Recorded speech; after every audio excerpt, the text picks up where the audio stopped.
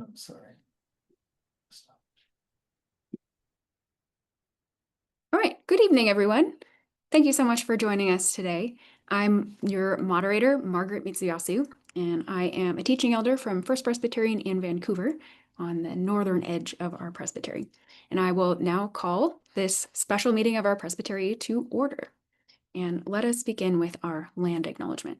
So we acknowledge that this gathering of the Presbytery of the Cascades is occurring on the traditional lands of the Atvalati, Kalapuya, and the Confederated Tribes of the Salits and Grand Ronde people. We offer our gratitude to the elders that are past and present and who have stewarded it through the generations. We are grateful for them. Let us begin with a word of prayer. God of wisdom and guidance, we are grateful for the gift of community in our presbytery. I thank you for these many faithful presbyters who have given of their time on a beautiful summer afternoon to gather here to discuss the future and composition of the way that we do our work together as a presbytery. May we sense your spirit among us, and may we be attentive to the Spirit's guiding in this time together this evening. Amen. All right, so we are going to screen share for a moment.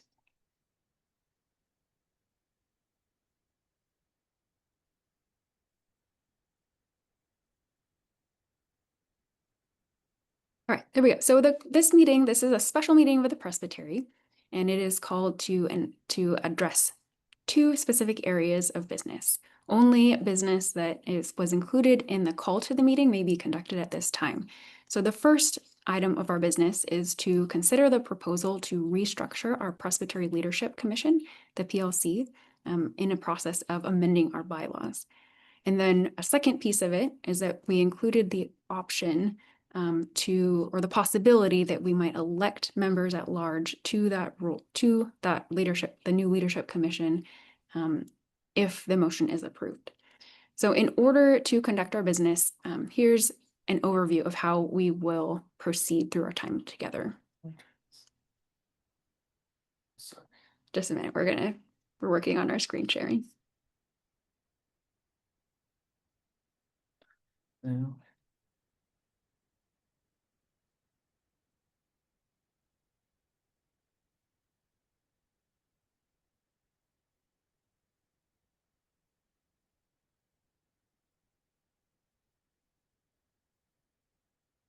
Can you do the next slide?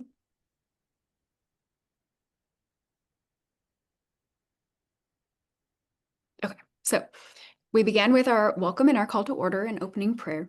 Then we are going to start with a time of educational introduction so that we can make sure that we all are on the same page about what we are considering tonight, what we are not considering tonight, and how the proposal that is before us today fits into the larger scope of this transitional season in the life of the presbytery. So we wanted to do this just to make sure we're beginning well-informed together about the business before us. We will then enter into a time of formal deliberation and eventually a vote on the proposal. And then if the proposal is adopted, then as we just mentioned, those of you who are careful readers of the call to the meeting would have seen that we did include the possibility of receiving nominations and electing those members at large. So our nominating committee has begun this work, but is not yet prepared to present their recommendations. So if the proposal is approved, we will then hear from our nominating committee chair about where they are at in the process, and then we will be working to postpone the official election to another time. So that's kind of an overview of where we're going to go. And so in our educational introduction, we're first going to hear a presentation, an overview of the proposal. Then we're going to talk a little bit about the parliamentary process of how we implement the intentions of the proposal, and then have a time of questions and answers to make sure around clarity, to make sure we're all understanding and on the same page about what we're doing. So as we begin this time of educational introduction, just a quick overview of how we've gotten to where we are today. So first there was Brian Craker, our transitional called together a small group of that consisted of the moderators. So the moderator-elect, and the previous moderator, as well as our 4 vice moderators. The timing is a little tricky, so we all have just shifted our roles, but it was last year's set. And so that group deliberated and came up with this proposal, and then they brought it to the Presbytery Leadership Commission, the existing PLC, who also reviewed that proposal and added their feedback and thoughts to that as well, and has ultimately asked the moderator to call this meeting and to recommend and bring this item of business to you to discuss and decide. So that's how we got here today. And I will now turn it over to 3 people who are going to give us an overview of the proposal to make sure that we're clear about where we're starting. And that will be Brian Craker, our transitional exec. We have Gail Black, who is one of our previous vice moderators and participated on the initial proposal team. She is also our current moderator-elect and has served on the CART team, or the CART as well. I guess if you say CART team, it's redundant, but the CART. And then also Eileen Sheeler, who is a previous moderator. She is currently the Communications and Technology Team Chair, and she's a longtime member of the PLC. So she is a part of the group, the PLC group that received that proposal and then has participated in recommending it to the body. So I will turn it over to the 3 of them to introduce an overview of the proposal. Thank you, Madam Moderator. Oh, I noticed that Paul was raising his hand. Okay. Okay, we'll go ahead and try to get the presentation loaded here. All right. Is everybody able to see the presentation? Is it just the one slide that everybody's seeing? Okay, because apparently I got 2 sets, so I just want to make sure everybody was seeing the right thing. So thank you, friends, for coming. As Margaret had said, just a huge thank you for spending what is a wonderful and beautiful summer evening to come and do this important work for us. So as she mentioned, this is a recommendation from the moderators for the restructuring proposal of the PLC that includes a potential restructuring of both the membership and how the group is meeting and what its purpose and foci will be. Just so that everybody's aware, we've noticed that there has been really high pre-meeting engagement with our materials, which has been wonderful. As of this morning, there were over 130 views of the video presentation on this proposal. And I know that number has gone up significantly because I'm getting text messages from a lot of you who have been watching it through the day today.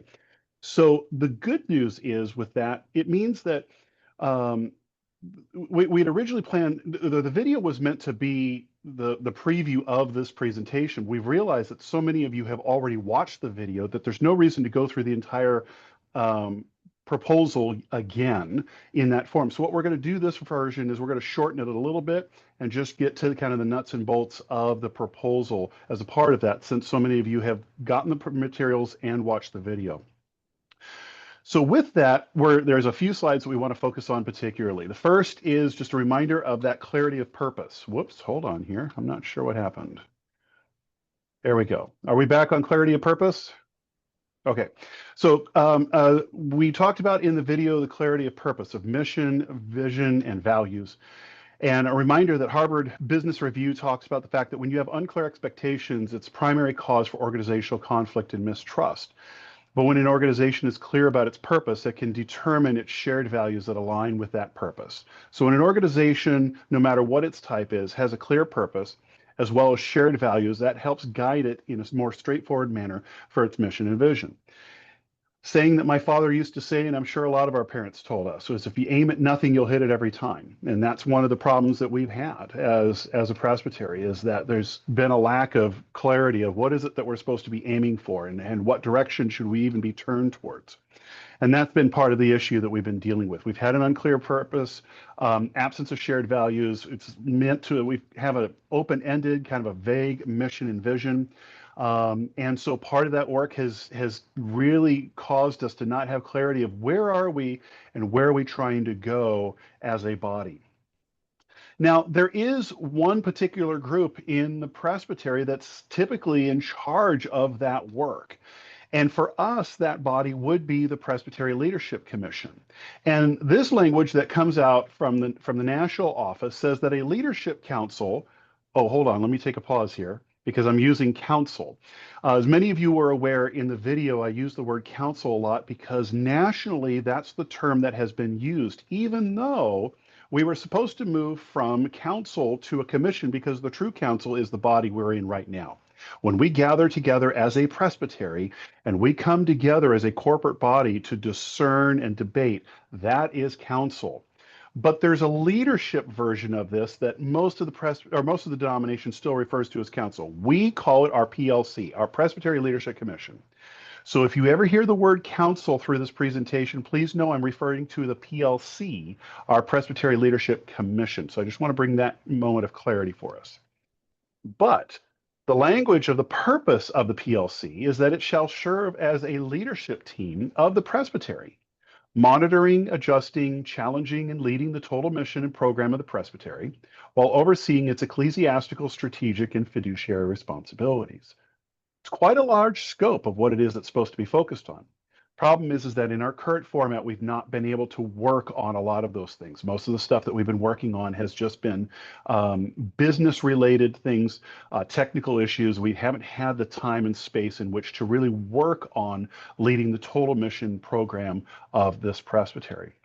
And so the moderators, vice moderators began working on this, as Margaret had mentioned before, coming out of our PLC retreat last fall and trying to get our arms around this adaptive challenge. How can this be, or how can we make this body be what it is its purpose is supposed to be, which is being the body that is the missional direction and the missional compass of our presbytery, and making clear what is our purpose and what things should we be focused on and what adaptive challenges do we need to work on. So moving forward, this team determined that we needed to have a PLC that had both the ability and capacity to discern our future.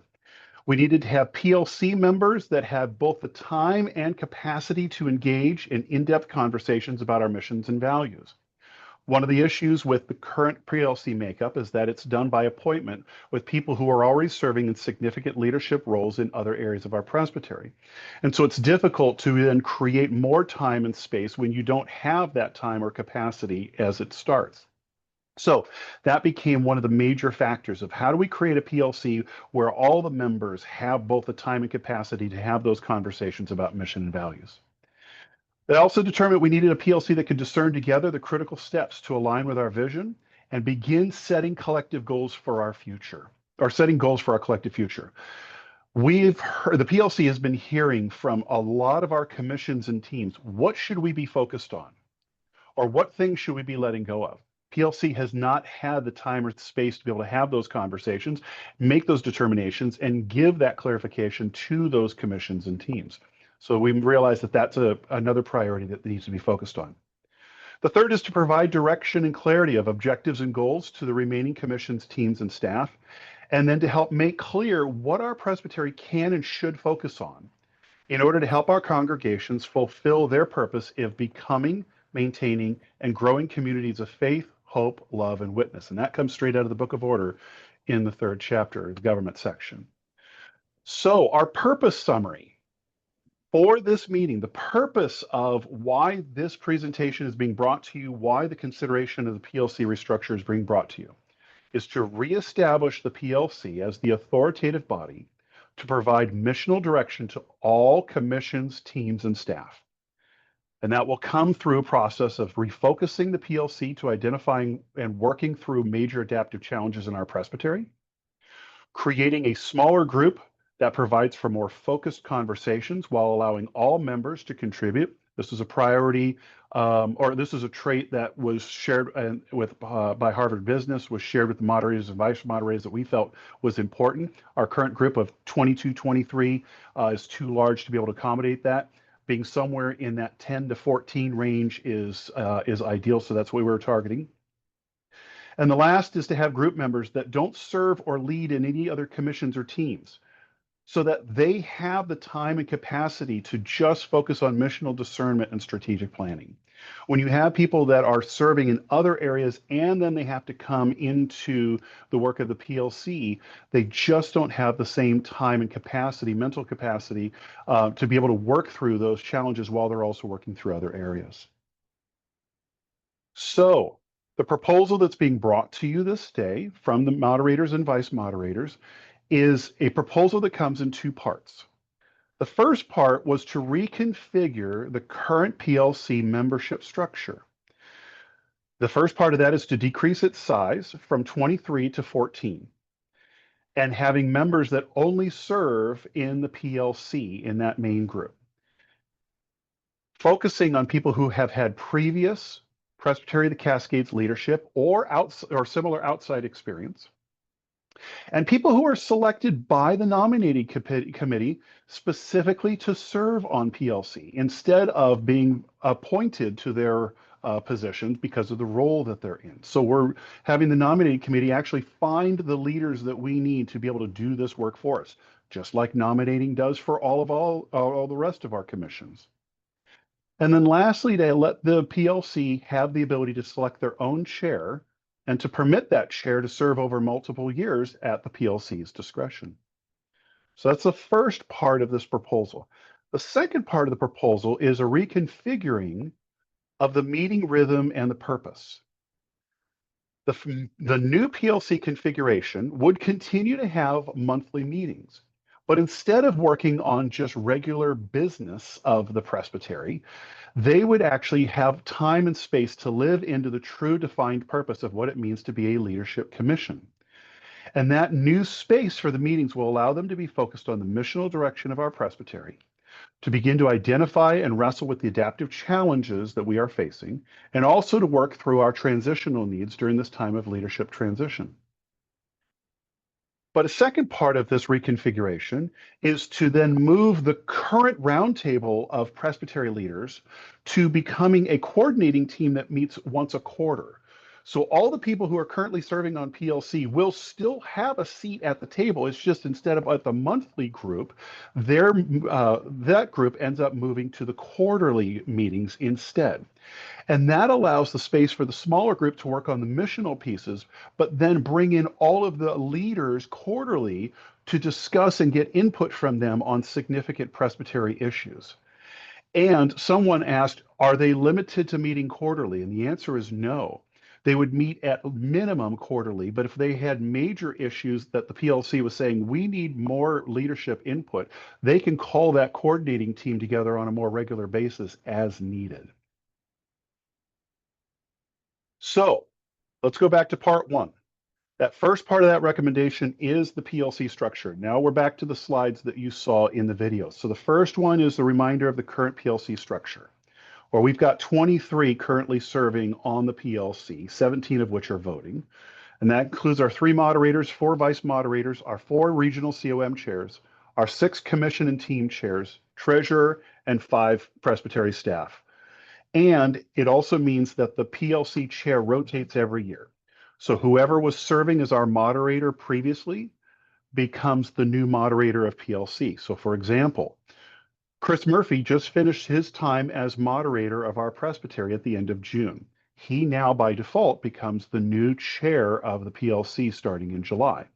Margaret is now our new moderator, which would mean in this old format, she would become the chair of the PLC next year.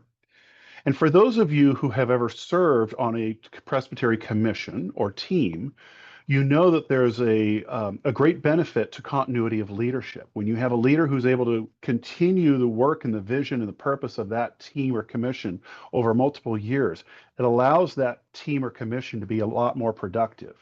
So that was a reason why they were looking at making this change as well.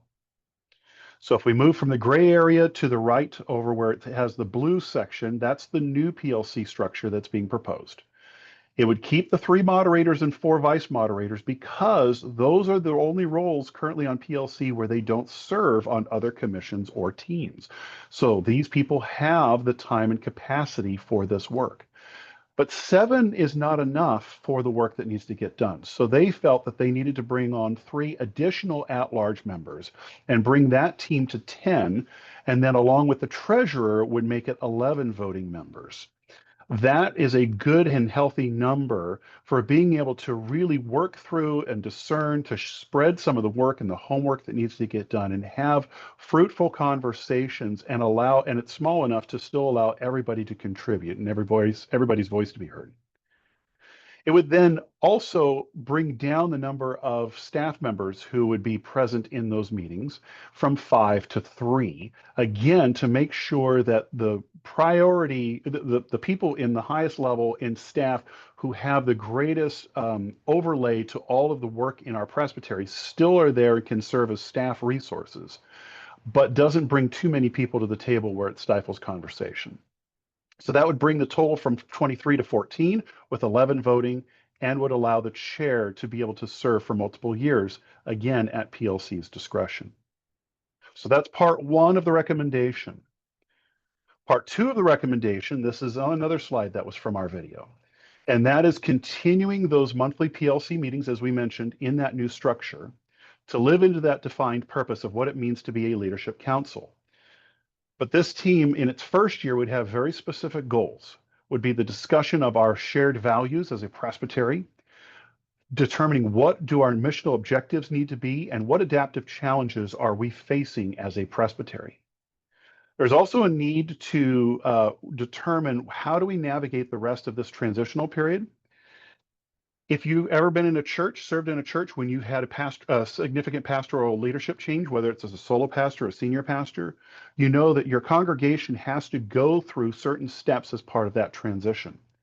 The presbytery, it's no different. We're working through those transitional processes as we speak. That's the reason I'm the transitional exec, not the regular exec. My job is to help lead us through that process, and then when I'm done, I step away. But I need a body in which to do that work with, and that's typically is the PLC. The PLC needs to have that space and time to work through those transitional pieces. But we also have 2 great bodies of work that have been done on our behalf, the CART report and the new matrix report. Both of those have been sitting at PLC's desk, but have not had enough time and space to be able to discuss and work through those recommendations. So this would become part of the critical work, especially the first year of this new PLC structure. But as we mentioned before, those who are on the current PLC, they don't go away. They simply get moved from having to be at the monthly meetings, which will have a different focus, to moving to a quarterly meeting instead. And that's where that group will have those chances to share reports from their ministry areas. And then the PLC will be able to bring major presbytery issues to that larger body to get full leadership input and discussion on. And that quarterly meeting is where they can have discussions and take action on any technical items or refer work to the greater body. So I want to clarify the difference between the new PLC and then the PLC coordinating, because this came up in our Q&A. We had a lot of emails, a lot of phone calls about this. We wanted to take a little extra time to clarify this.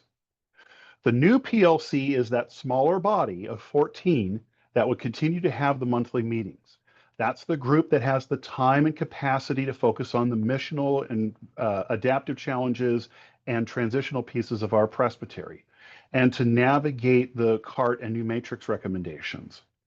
But the coordinating team is the group that has been representing us with all of our leadership. So all of our chairs, our core chair, our COM regional chairs, our chair of trustees, our new ministries team chair, CPM, all of the people who have been serving in roles of chairs of commissions and teams would move to that new coordinating group and still have voice and access to the PLC during the course of the year through those quarterly meetings, and still have the ability to discuss and take action on items. Now, you may be asking, where did this idea come from? Has this ever been done before? It's actually been being done in our presbytery for quite some time. Each of our COMs, we have 4 regional COMs in this presbytery, and each one of those regional COMs does the work that's specific to their region. But at times, some of those regions become aware of issues, COM issues, that require discernment or action from the greater body. And so when there's work, COM work that needs to be done at the full presbytery level, they come together as the coordinating committee. So COMCC, and that's where the chairs, the leaders of our COMs, come together in conversation with presbytery staff and say, what are some of these bigger issues that we have or adaptive challenges that we're wrestling with, and how do we work through them? And COMCC has had the ability to not just meet amongst themselves, but also to call other leaders from this presbytery.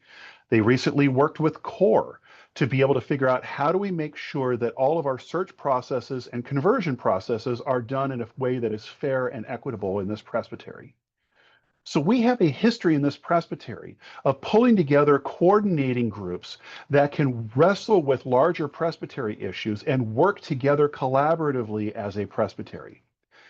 This new proposal and this new format would do exactly the same.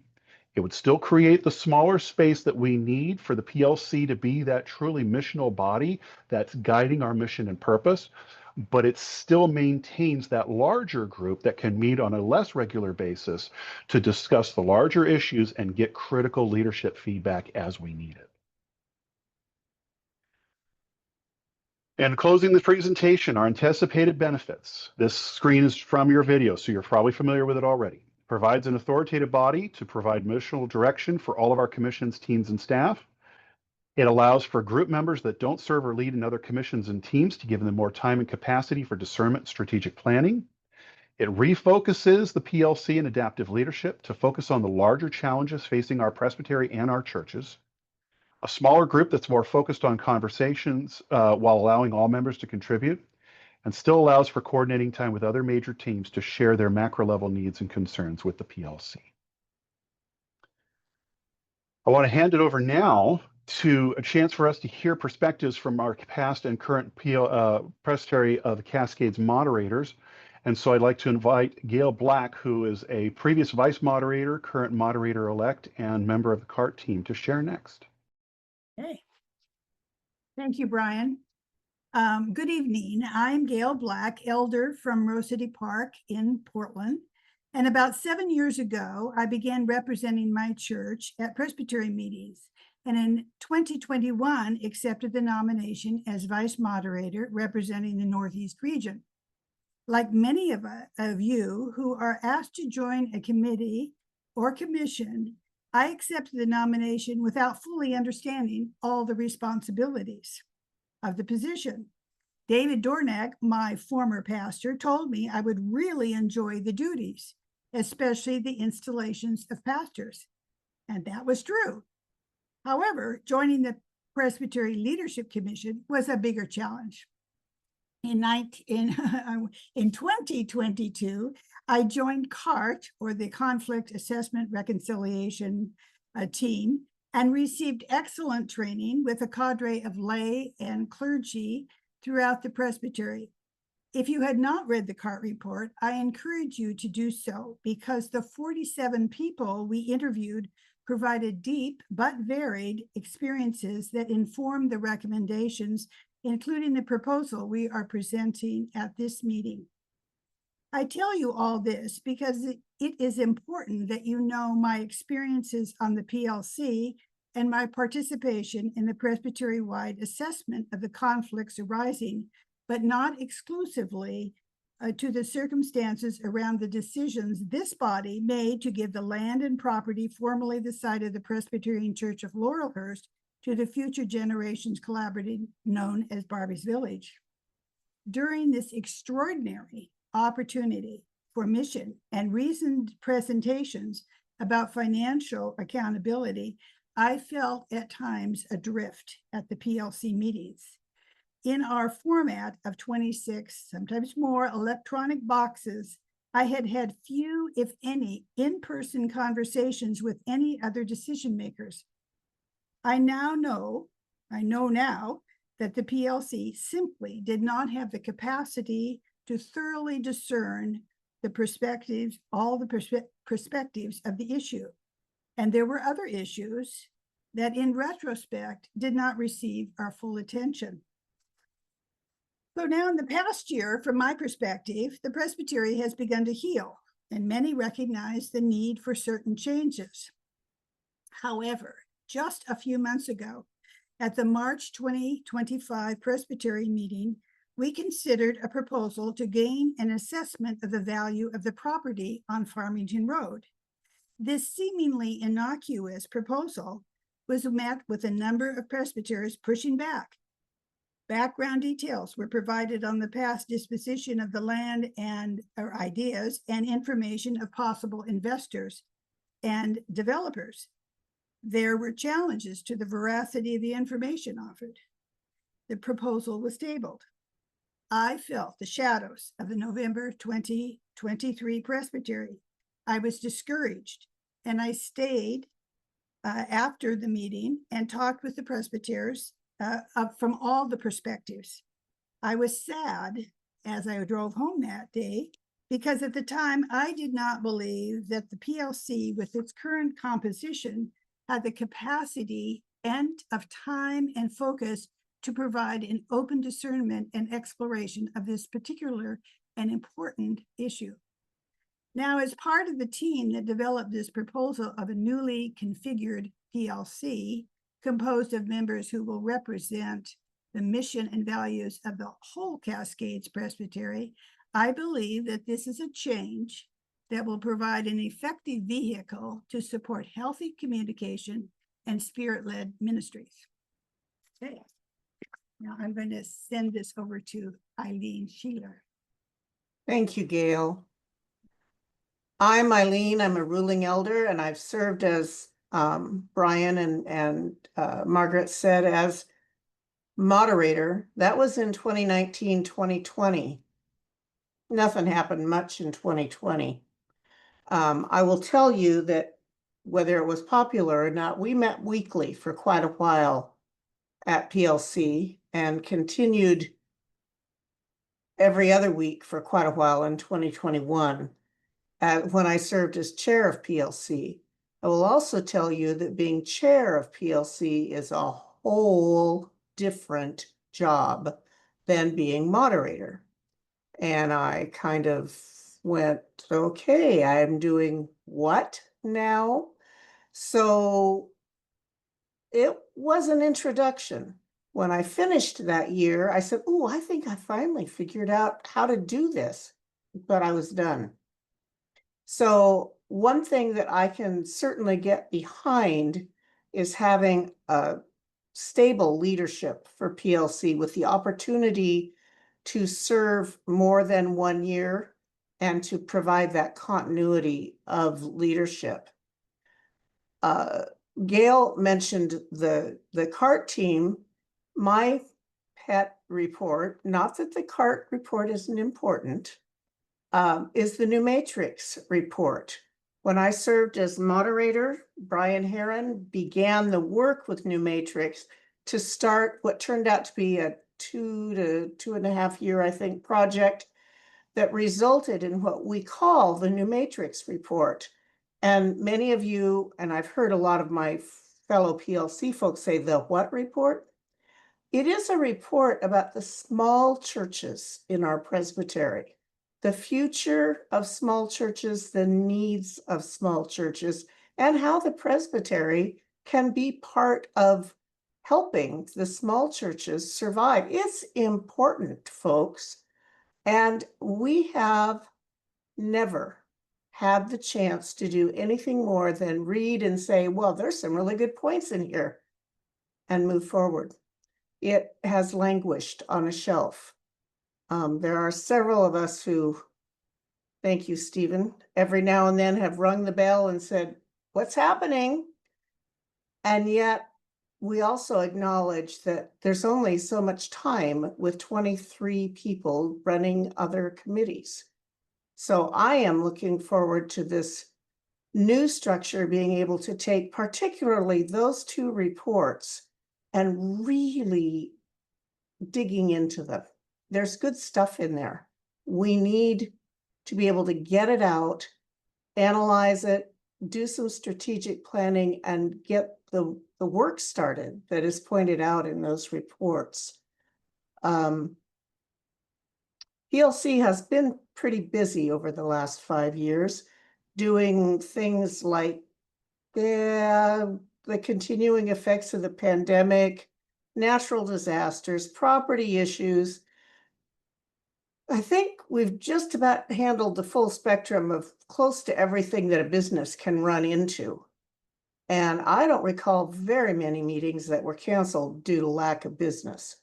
We are busy managing our own committees, and when we receive a 35-page report to read and digest and be ready to discuss at the next meeting, it can be a little tiny overwhelming.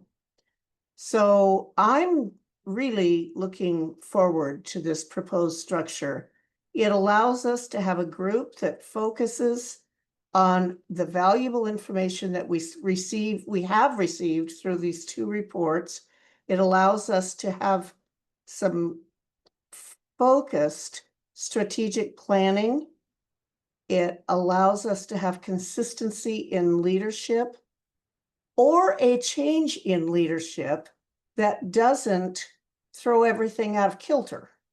The bylaws right now leave us no room to maneuver if somebody simply doesn't have the capacity at the time to continue.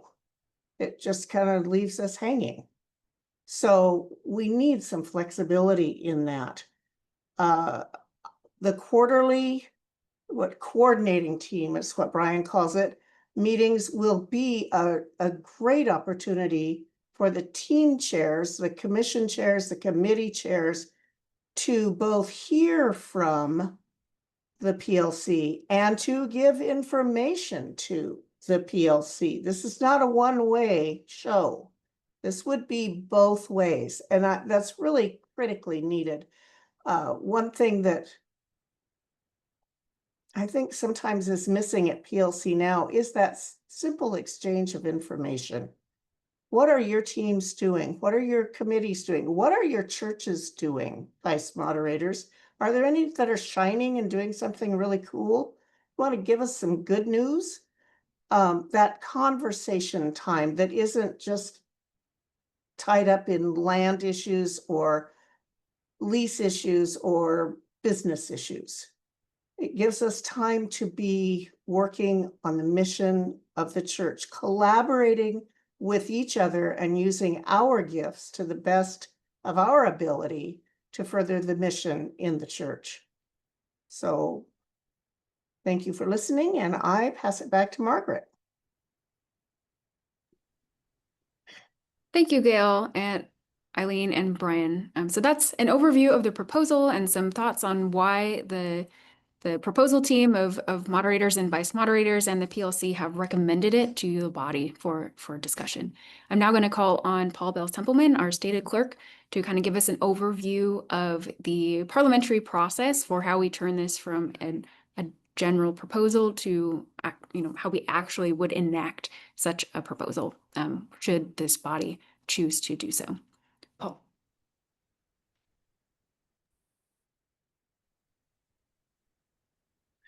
Thank you, moderator. I have 2 parts to my report. One part will be on how to seek recognition as we move into the time of questions. But before that, I wanted to point out that part of my role as the stated clerk is to help groups, anyone that has a proposal, figure out the best language to create a motion or to change a rule or a bylaw in order to accomplish that. So as I looked at the proposal for this idea that comes from the Presbytery Leadership Commission, and more specifically from the moderators and vice moderators, I worked on creating bylaws language. And what I did was I created bylaws language that would reduce the size of the Presbytery Leadership Commission, the PLC. Later, as we were in the question and answer meeting last week, I came to the conclusion I hadn't listened carefully enough, and what I did not do in that proposed bylaw language was provide a way for the coordinating team, the committee chairs, commission chairs, board chair that meet together on a quarterly basis, 4 times a year at least, to have a vote. So they were excluded by the bylaws. Now, there is a two-part solution to this deficiency in the language right now. The first part of the solution is that we add a proviso or a proviso to the bylaw amendment. If we were to adopt that tonight, there would be if we add a proviso to it that says this bylaw doesn't go into effect until there has been an election of the PLC at-large members, that would allow the Presbytery Leadership Commission in its current form to meet actually later this week, tomorrow, as that larger group in their quarterly meeting, and everyone would have a vote. So that would solve that for the summer quarter. Then the moderators, vice moderators promise to bring another bylaw amendment to the October meeting that creates a new commission, which we would call the coordinating commission or the coordinating team. And it would provide a vote for all those committee chairs and others that wouldn't be on the smaller PLC, as well as the PLC members that would remain on PLC and the at-large members. Now, some might say, well, great, you have this idea for, providing language. Why don't we do it now?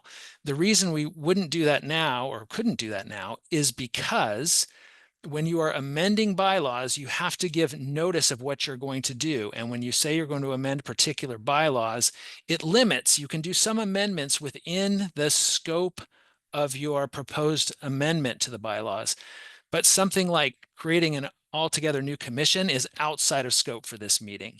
So essentially, by waiting until October to do that and then holding a quarterly meeting after that, whereas using the proviso to extend the current Presbytery Leadership Commission structure for the next few weeks, which allows for this quarterly meeting, could solve that problem if that's something this presbytery wants to do. So now before we move into the time of questions, I want to remind folks on how to seek recognition.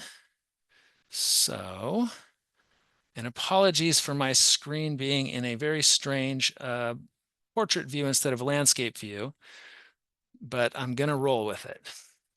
So right now, just so you know, we're in this, I'm talking about parliamentary process. We're about to go into questions. And so now I'm going to show you how we're going to seek recognition. If I can get one. So how to seek recognition on Zoom. There's a new feature available to many in this Zoom meeting, and that is that there is you want to click on the raise hand icon, remain muted, click on the raise hand icon, and that will put you in the queue for the meeting. So many of you are going to see a raised hand meeting to the right of the react button. Now, if you don't see the raise hand icon there, no worries, because it's still there in Zoom. It's just you have an older version of the Zoom program. So if you can't see that raised hand, then go to the reactions section or button and click on that. And then inside there, you're going to see a raised hand button. I've circled that. It's a longer bar. The raised hand will stay up until we call on you. If you use another icon like the thumbs up or it looks like a hand that's clapping, those go away in about 10 seconds.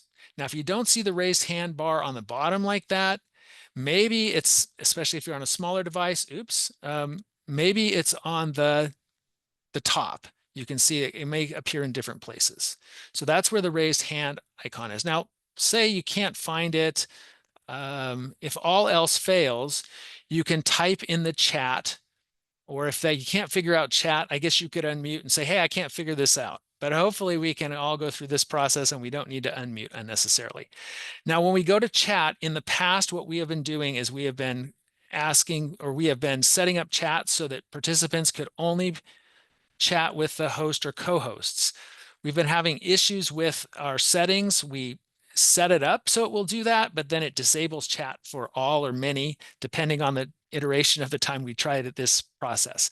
So for this meeting, chat is open to everyone. At the same time, Chat is problematic in a deliberative body because when people are typing into chat reasons for or against or questions, it's like in a meeting where someone is debating something and somebody else just starts talking loudly. It's sort of the equivalent of that. So we ask that you confine chat to just particular questions about the procedure of the meeting, and later we'll have a use for chat during debate. So at this time, please don't use chat unless you need to, like, hey, I can't figure out how to unmute or something like that. That would be helpful for us to see. Moderator, that concludes my report.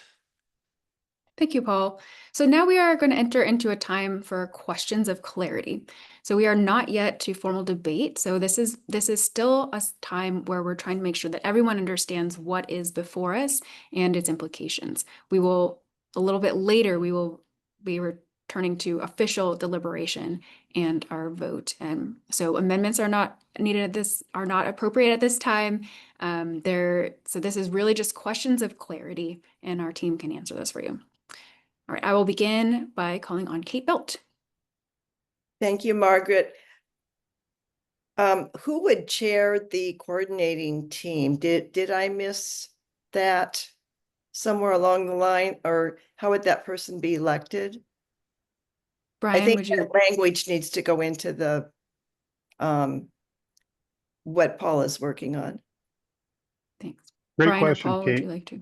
Yes, so great question, Kate. So the way that it would work is that whoever is the current chair of the PLC would then also be the chair when the team would gather in as the coordinating team. Great. Chris Dela Cruz. Hi. Sorry, do I have to say Chris Dela Cruz, teaching elder, or you already Yes, said please my name? introduce yourself. Yes. Chris Dela Cruz, teaching elder. I just have a question concerning the clarification of scope and power, particularly of determining the coordinating team versus the scope and power of the PLC. So the coordinating team, there's a vote on technical issues / business issues.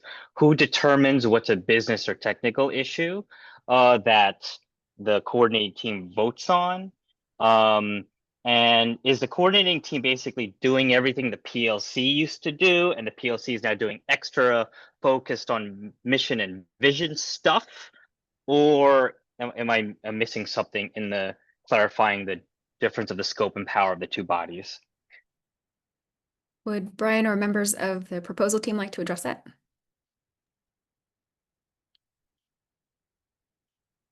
I'm willing to jump in, but I know Gail also gave a good answer on this at the Q&A. Gail, did you want to say anything, or do you want me to jump in?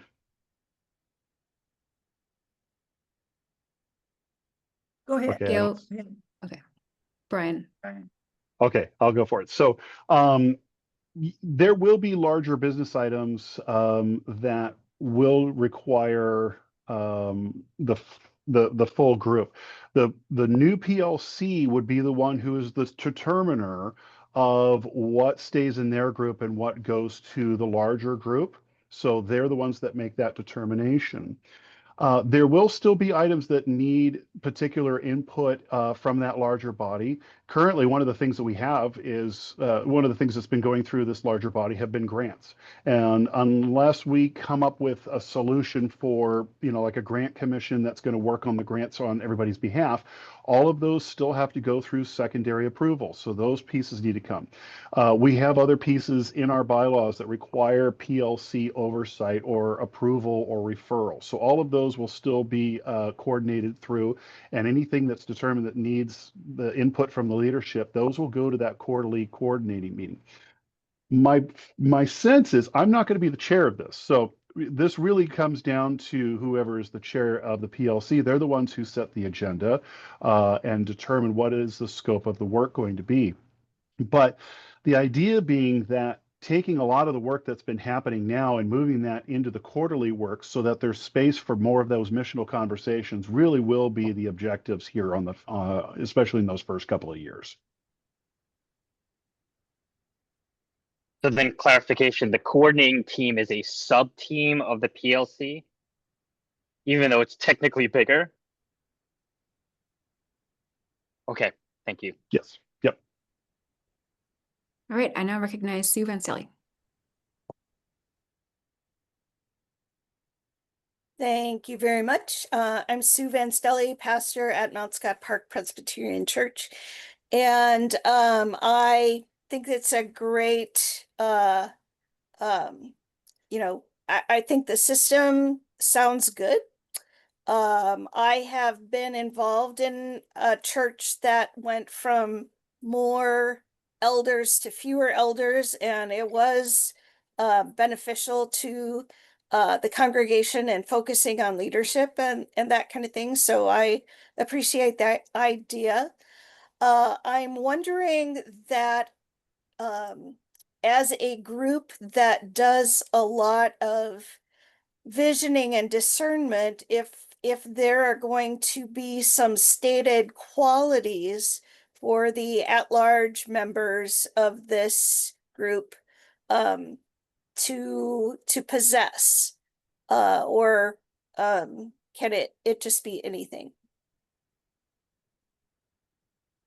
Thank you. Again, I will ask if Brian or the proposal team would like to speak to that. I am trying to find the slide from the video that has those qualities listed, I believe.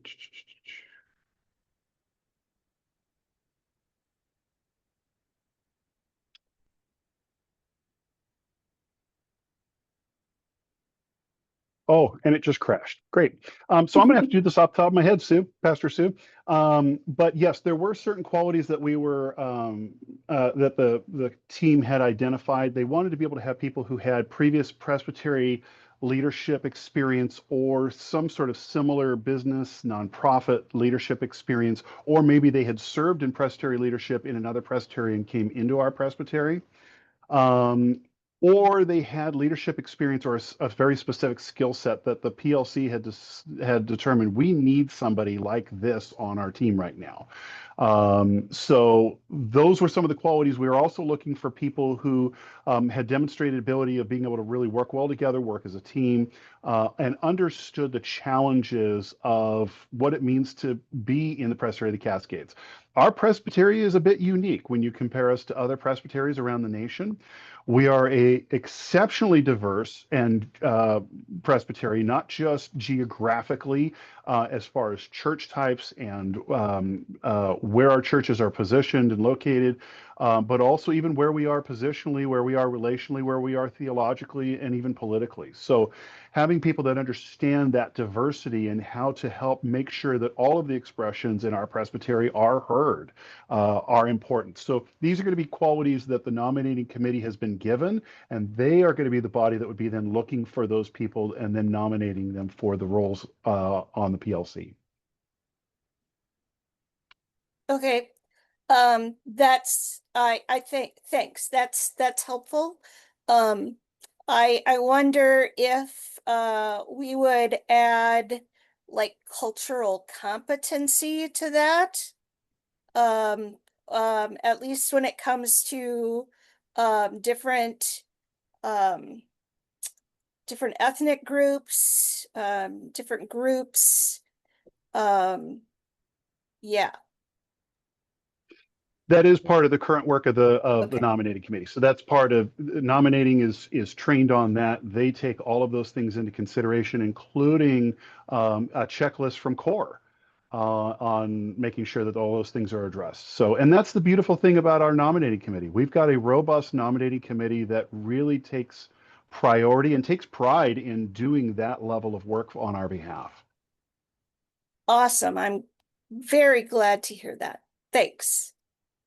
All right, I now recognize Lee Moiso from Rose City Park. Lee Lawrence Moiso, Rose City Park, Portland, ruling elder. My question is, this core group that gets chosen by the nominating committee doesn't seem to have any term limits. How do you get off of this? How do you get off the committee, and how do you get fresh new people on the committee? Is it all goes to the, somebody says I don't want to be there anymore, and then it goes to the nominating committee again? How does that work?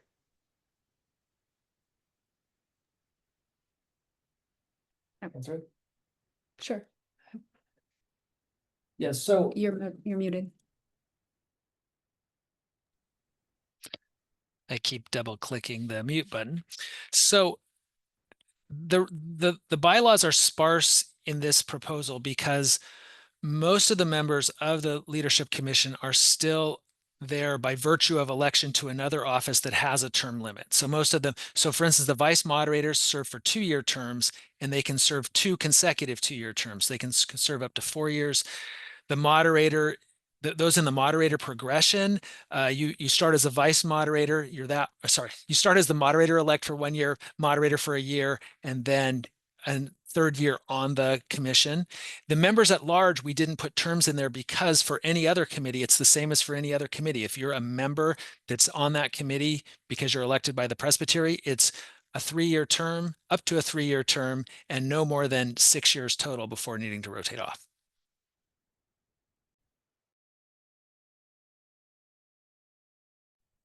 All right, I now recognize Mark Olson. Please unmute. Now you can hear me? Thank you, Madam Moderator. I am Mark Olson, pastor at Lincoln City, Chapel by the Sea, and Waldport Presbyterian Church Community. I'm also the chair of the trustees, and I have been on the property committee of the chair of the trustees as well. And my question has to do with the coordinating team, and I'm glad that having been on the question and answer that you had last week, and then seeing the progression of this coordinating team also having a vote and a voice at this. Do you see the monthly meetings with the other with the PLC? Do you see the quarterly meetings just being one of those monthly meetings that you would have? Or would you have, in addition to the quarterly meetings, another meeting just to yourselves? That's one question. Or if you've thought that through yet, I'm sure it's too soon. My other question, again, is wondering if you had any more thought about with the trustees, where we have been at the forefront of many of these things, where the trustees have to make decisions, and we want to know a lot of the mission behind why we're making the decisions. That's been a very frustrating part for us, and I'm really glad that it's moving into more a missional thing, that where we have ground to stand on to make these decisions. I think that will help. But the one trustee you have is our treasurer, and that's an important role. The role that the chair oftentimes plays is they know all the committees of the trustees.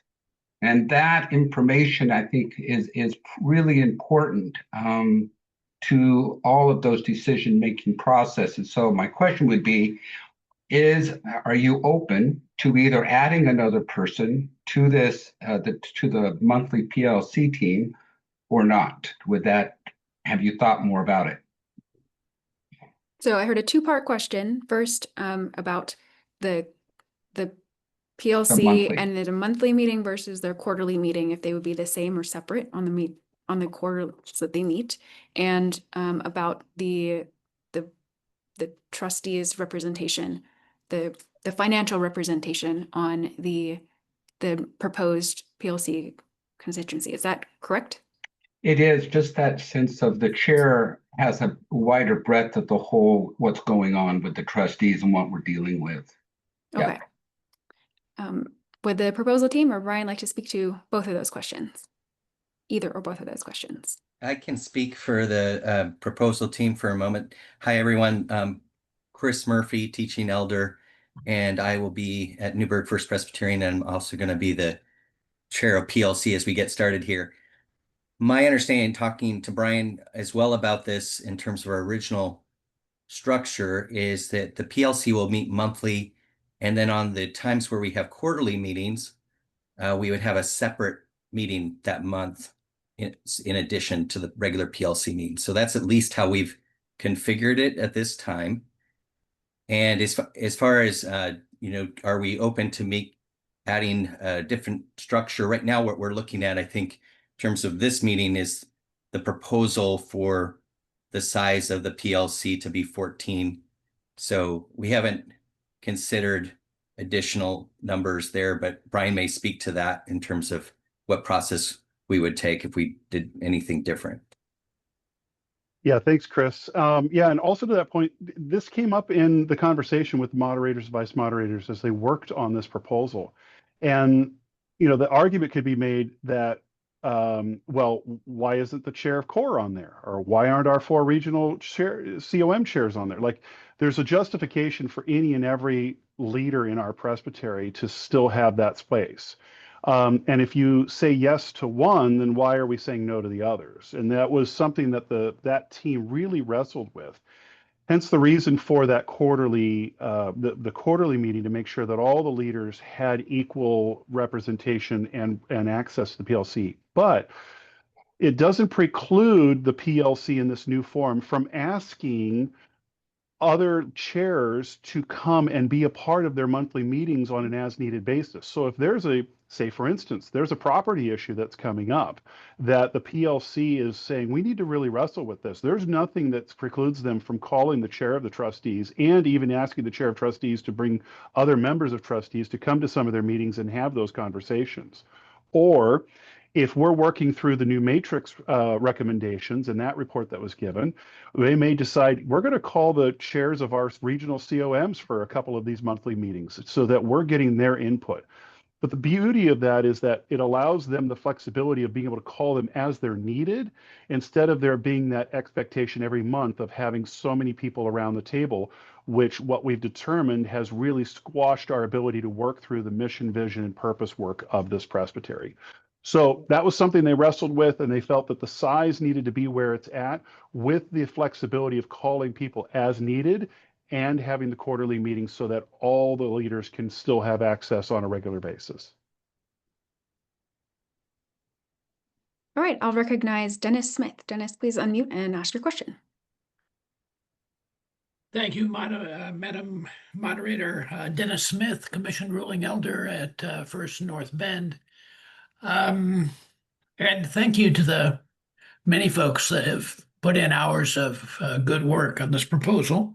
One thing, Brian, that you emphasize in the video is that a number of presbyteries throughout the country are moving into this leadership model, and that some of them have a number of years under their belt. It would be useful to know, in their experience and to your knowledge, what have been the most frequent weaknesses or disadvantages that they have encountered, and what have they done to mitigate those? Can you give us any background on that?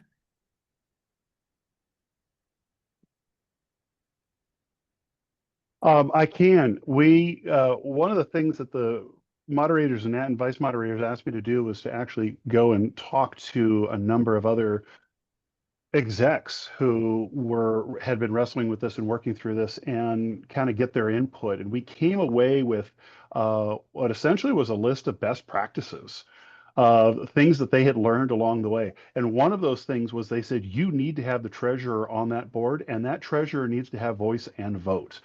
And we kind of, hit them a little bit like, okay, well, why is that? And for most presbyteries, your treasurer is the one person that not only knows exactly where you are financially, but they are the person that's supposed to be focused on your future, your financial future. They're the ones that are looking really long term. And they said the problem is you don't have your treasurer in the room and you guys start, having pie in the sky dreams. You need somebody that can say, that's great. You can't financially afford that, right? Or you also have that person in the room that's saying, hey, by the way, you know that in your reserve pots, you've got this, this, and this, and those could be assets that you could use towards this area. So that was one area that they had talked to us about. They also talked about this idea of having the consistency of leadership and having a chair that, instead of the chair rotating every year, having somebody who could serve multiple years. That was another thing that they came back with. The wonderful thing is that list that we got, it was only about about 2/3 of a page. It wasn't terribly long, but those were best practices where they said, we learned our lessons and these are the things that you should focus on. We brought all of that to the meeting and we basically incorporated all of that into this proposal. So we're hopeful that this proposal is going to allow us to build. You don't need to reinvent the wheel. The wheel's working in a lot of other areas, but we've been able to figure out how to modify it in a way that we think will work best in cascades and learning from the mistakes of others. right, I now recognize Stephen. Stephen, please unmute and ask your question. I'm Stephen Marker, and I'm ruling elder at Smith Memorial Presbyterian Church. I am also a city councilor for the city of Fairview. And there's been a number of times where I've had to use my city council hat to turn around and do some things that the Smith Church wanted to get taken care of. But and I've met Paul once because he came out to our church. The thing that I would like to see really, and I've been a member of Smith now for a little over 10 years, is I'd like to see more of you folks come to our church. Let our people know what you do, okay, and how they can turn around and get involved themselves with the Presbytery. I know that, and I don't know it all, but I've fielded questions from people and stuff like that. Well, how do you get involved? Well, it was just like when I became a city councilor, my wife had passed away, and she passed away on a Christmas Day. And the mayor turned around and says, Marker, you need to get off some of these little committees and stuff like that and go for the bigger picture. So I ended up running for city council and got elected. Well, I figured 4 years was going to be enough. Well, guess what? I'm working for another 4 years as a city councilor. So I guess the thing that I'm trying to intimate is that people aren't going to know what our presbytery really does. And what I say really does, I mean really what you do when it comes to meetings. And by the way, I think Zoom is fantastic. We had a lot of our meetings over Zoom during the pandemic, so it was a very good tool for us. But I think our people really want to know, number one, what you all do and how they can turn around and get involved, okay, and be part of the solution instead of part of the problem. Thank you. Did you have a question? That was it. Okay. All right. Thank you. Good thoughts for us to consider. I now recognize Dave Baca. Dave, you can unmute, please. Thanks for the reminder. I have been in this role for a very limited time, despite the full-throated endorsement Brian and other presbyteries gave for having the treasurer sit on this new committee. I'm not so sure, but I'm willing to play. I just have a couple of observations, but one is a fundamental question. The first is, and I haven't been at this for long, so I don't have a lot of history, but I can tell you from my initial interactions that I think the PLC as it's currently constituted is too big and structured in an odd enough way that it's never going to be an effective leadership organization. I just have too much experience with large or leadership organizations to believe that it could be effective. And that's not a knock, it's just an observation. So fundamentally, I don't have a problem with, and I think it's some kind of structural reorganization and limiting to make it an effective executive and leadership organization is in order. As to the details of this, I don't know. I can tell you that this trustee has other obligations. With this added, I will be sitting on budget committee meetings, board of trustees meetings, the big advisory PLC, and the new PLC. So to say that this frees up a lot of time doesn't work for me. But again, that's just a personal observation. But the most fundamental observation and question I want to raise is I am just confused over what the mission and purpose of the presbytery is. And I hate making admissions like this, but it became clear to me at the in-person presbytery meeting that there appeared to be very deep divisions among the members of the presbytery as to what the purpose of the presbytery is and what it ought to be doing with its limited time, talent, and resources. And from what I read here, the new, more limited, effective PLC will have missional responsibility and will give missional direction. And if that presumes that there is an agreed upon mission, I think it's going to be bound for failure.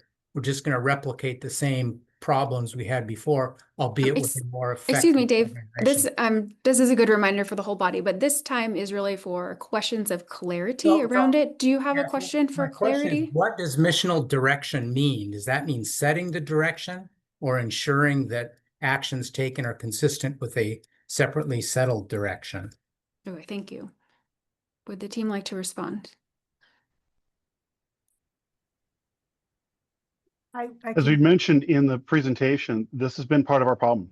We have no sense of clarity of where it is that we're supposed to be going. We're just sitting circling. We're in the waters adrift to wherever the tides are going right now. And we have no body in which to begin to do that work with. To be able to say, here is going to be the final direction is a bit premature, because we need the body to be, the correct body to be gathered to then begin to make that determination. I'd offer it somewhat similarly to when you put a mission study team together for a church in a time of transition. You don't put the team together and say, here's what you've got, or here's what the mission of the church needs to be. You pull that group together and you say, we need to figure out, where is God calling us for our future? What are the needs of our congregation? What things are we being called to? What new things may we be, or new directions may be getting charted for us, or doors may be opened, and discern that together. We do not have that body in our presbytery currently. And this is a critical time of transition in which we need that body in which to do that work. There will still be a smaller group that will need to do some missional work, some even deeper level missional work for us. That'll happen later in the transition. But as you know, and in any church that's in transition, they'll have a mission study team that'll start to do the work, but everything has to then go through the session. Those are your elected leaders. Your elected leaders then affirm or contradict some of that discernment work. And currently we don't have that body in our presbytery. Hence the reason we're working on this. I don't want to go to the full address of what you're saying, Dave, of saying here, what is going to be that final determination? How are we going to figure that out? We need to let the group come together and do that, because part of being reformed is that we discern together as a body, and we elect members in which to help do that discernment work. That's part of what it means to be reformed. That work should never sit on one person. No one pastor, no one executive should ever set the missional direction of an organization. We need to be able to pull together to do that. And so part of it is we need to have this body to begin to do that work and create space for having those conversations, and to be able to not just work through the adaptive challenges we have, but have time in prayer and relationship and listening to the Spirit talk to us and say, this is where we need to be going. All right, I now recognize Jeff. Jeff, please unmute and ask your question. Thank you. I'm Jeff Sievert, teaching elder, honorably retired, former moderator, PLC moderator, trustee president. And I like this proposal overall because it addresses some of the challenges that we were finding ourselves in the middle of about the time that I was finishing my terms, and they were beginning to blossom unhelpfully. So overall, I'm supportive. The last two speakers mostly addressed the question that I had that didn't seem clear at first, which is how the new PLC body would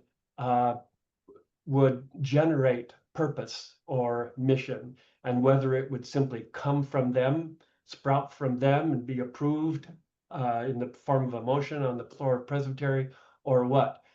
Brian's language just now was more about facilitating, creating space, overseeing a process of discerning mission. So that's helpful.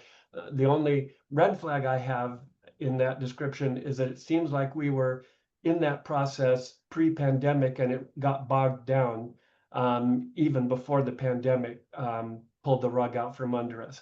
So I wouldn't want us to be repeating a protracted period of discernment, as good as discernment is. So I'm sorry, can you restate your question, please? The question is maybe to clarify, no, I know it's for clarification. I'm an old geezer. I have a right to make some comments. But the question is, how does the process work for this group doing discernment, mission setting, integrating with the larger body about that, the give and take with congregations, what the previous speaker said about what's happening in our churches. So how will having this body help the group actually discern a vision for the presbytery? Yes, what are the mechanics of that? What's the design in general? I mean, I don't need details, Okay, but thank you. conceptually, Okay. how does that happen? Brian mentioned the mission statement. A mission study? Are we going to end up in a protracted mission study period? Okay, thank you. I Thank saw you. Gail, who is a member of the proposal team. Gail, did you raise your hand I did. as to respond to that? Yeah, I did. Well, the last few questions, how I envision this new group working is that I think of it as incredible learning, that the goal would be to learn from all the contingencies, the different congregations. And so that might mean visiting, reaching out. I see and I see it as generative, so that we are really working and generating ideas that can be shared, and we receive information. So for instance, and collaboration. So I see it as a very dynamic group, as opposed to just sitting there and trying to figure everything out for ourselves. That's no good. I mean, the whole idea is to receive information, and to share information, and to help other groups within the congregation, within the presbytery, collaborate and maybe work together. I guess for my statement, I think that I'm still very concerned about what several of you have talked about, is the continuation of divisions, and I want us to really work on that, on providing the means and for really good, hard discussions to take place in a meaningful, productive way. So personally, that's where I see this group has the possibility to be very effective as a body that would help us move forward in very significant ways and in new ways. Brian, would you like to add to that? Yeah, is Chris Murphy, Chris, are you still on? No, I believe Chris expressed that he Yeah, I needed think to step out. he had mentioned he had to leave for something. Okay, so Chris coming in as the current PLC chair, one of the things that he and I were talking about wanting to do at the PLC retreat is spending time as the PLC to create a survey for our sessions of getting input of what are you most concerned about in your churches, or what are you most hopeful about, or what changes have you seen over the last few years, like trying to get some input from our churches and having that come directly back to the PLC. So already there's been discussions of how this new body would have the time and capacity to begin doing some of that work, so that it is a body that is truly more connected to our 88 churches than the current body is. I am sensing that the body is about ready to move into deliberation. But I do see that there are a few more people that have their hands raised for the question time. So I do want to make sure that we have a chance to address their questions. But I think I will ask them if you can please be directly to your question for clarification. That would be helpful. So I will call on Susan, then Desiree, and then Joanna. And then I think we will go ahead and move into a formal discussion. So Susan, please unmute and ask your question. Thank you, Madam Moderator. Susan Tyndall, teaching elder from Valley Community Presbyterian Church. My question is, when restructuring is good and faithful, when we get down to when we kind of funnel down leadership, it can often feel more like Presbytery, the larger body, becomes a rubber stamp for decisions that have been thoughtfully reflected on, taken through lots of different bodies, and now we're putting 2 leadership bodies in. So how does this structure benefit the larger body of the presbytery to re-engage in the work of the presbytery? Thank you, Susan. Brian or the team, would you like to respond? Gail, I see your hand again, please. Well, I having been on the current or the PLC for 4 years, I would say we were just a giant rubber stamp to a lot of stuff. And because we did not have the capacity and the time to really chew on issues and ask questions and hard questions, or even know what questions to ask. So I believe that the new model will allow us to ask all those hard questions and be anything but a rubber stamp. I hope. That's my hope. All right. Desiree, please unmute and ask your question. Hi, thank you, moderator. My name is Desiree Eden Ocampo. I am a ruling elder and a member of the Commission of Representation. I heard from the proposal team that there were 2 needs, one being that the structure might be just a little bit too unwieldy to get their jobs done, and they are stretched to capacity or beyond capacity. And that the other need was that they specifically needed to do the work of mission direction, which they can't do given the capacity. So I have 3 questions. The first one is, did the proposal team or the current PLC for the purpose of the work of missional direction, did they consider creating either a separate commission or a committee to do that work? The second question I have is related to what Sue Van Stelly asked earlier about qualities for the at-large members. Are those qualities also required for the other 7 members? Because if they're not, then if the supermajority of the committee do not have those qualities, how do they expect to achieve the work of missional direction? And my last question is, can you clarify the role or the power and the authority of the coordinating committee? Do they have a vote into the PLC? How does that work? Thank you. Great questions. Brian or the committee, would you like to address those? Yes. Brian. So your first answer to your question, Desiree, we did actually have that conversation of keeping the current PLC and just trying to create something smaller that was temporary. The recognition was that the core PLC was the body that needed to change. We'd heard from a number of other presbyteries that had tried to go down that road and it did not work. This was the model that worked better. Having that core group that was smaller, that could that have the space for those important conversations. But one of the benefits that smaller group, the new PLC would have, is they have the ability to create additional commissions or task forces to work on very specific items.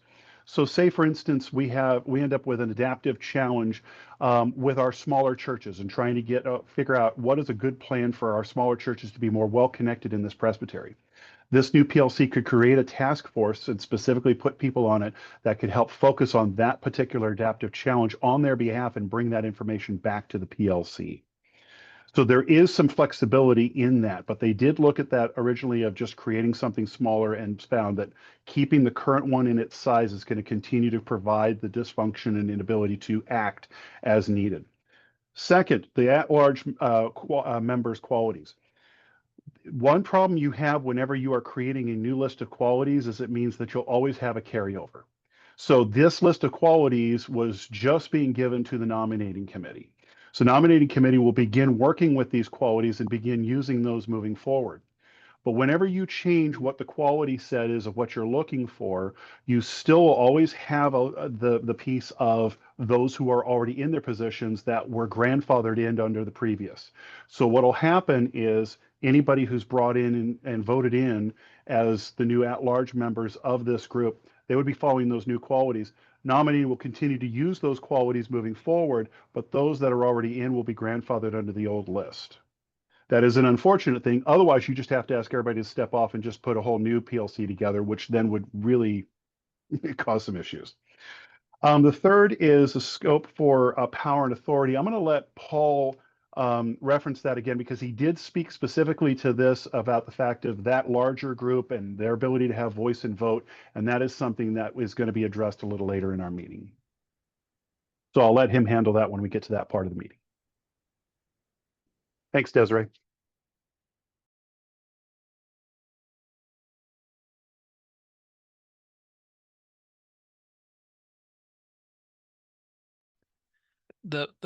Thank you, moderator. The moderator has asked me to address that briefly now. I think your question, there's been a question about what authority would each commission have, because there are two distinct commissions, even though there's an overlap in membership. So what I've heard is that there's a sense that the setting the direction or the authority of each commission would be the responsibility of the smaller leadership commission. That's going to have to be worked out in bylaws language as we move forward. So I don't have a good answer on what that's going to look like. Stated clerk, but to your statements earlier, that is the language and the clarity that would come to the October meeting. Is that correct? Thank you. Yes. Thank you for helping clarify and summarize what my point could be. And Desiree, I just want to make sure, was part of your question as far as the qualities of the membership of the PLC, would those same qualities apply to the moderators and vice moderators as they're elected? Was that what you were asking? Yes, it was. And it's also actually leading to just like why there are 7 versus 3, right? Because if we're moving towards the ability and to look at missional direction, and if those are not part of the qualities of the 7, and I understand the transition, I feel that pain, why those numbers? And also my first name is Desiree Eden. Desiree Eden. Oh, I'm sorry. Desiree Eden, thank you. Brian or the members, would you like to speak to the second part of Desiree's second question? The qualities that we're looking for in the members of the PLC would apply to all of the members of the PLC as they are elected into those roles, or just the at-large members? The way that it's written is that would become part of the qualities that they would also be looking for all members.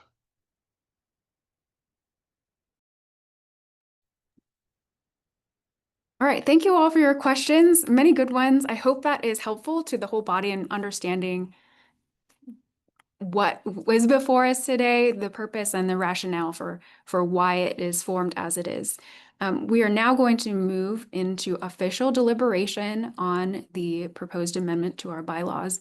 But as we prepare to enter into deliberation, I'm going to call on our stated clerk to review how we are going to manage our process for seeking recognition during this time of the meeting. So, Paul, would you please unmute and present that? Thank you, moderator. So we are now to deliberation and vote. And so in this meeting, when seeking recognition, we know there are a lot of people that want to speak and they want to speak for different purposes. So we're going to be using the chat to indicate you wish to seek recognition, and that will allow you to specify what you're seeking recognition for. While we have had a time period of questions, questions are a privileged form of motion or speech in a deliberative body. So if you have a question or request for information or parliamentary inquiry, if you put a question mark or just write question in the chat and send that to everyone, that way I'll get it. If you wish to speak for the motion, you can put for. If you wish to speak against the motion, put against. And I know some people say, I'm not sure how I want to speak about the motion. If you're leaning one way or the other, just choose one. We are going to alternate, as Robert's rules suggests, between for and against as we go through the debate time or deliberation. And finally, if you have a motion, for instance, you think we need to amend something, just put motion in there. Or there could be another motion. You want to move the previous question or something along those lines. You want to refer or postpone, something like that. That you would just put motion in there. And then when we get to, we call on you, we'll know that you're not speaking for or against.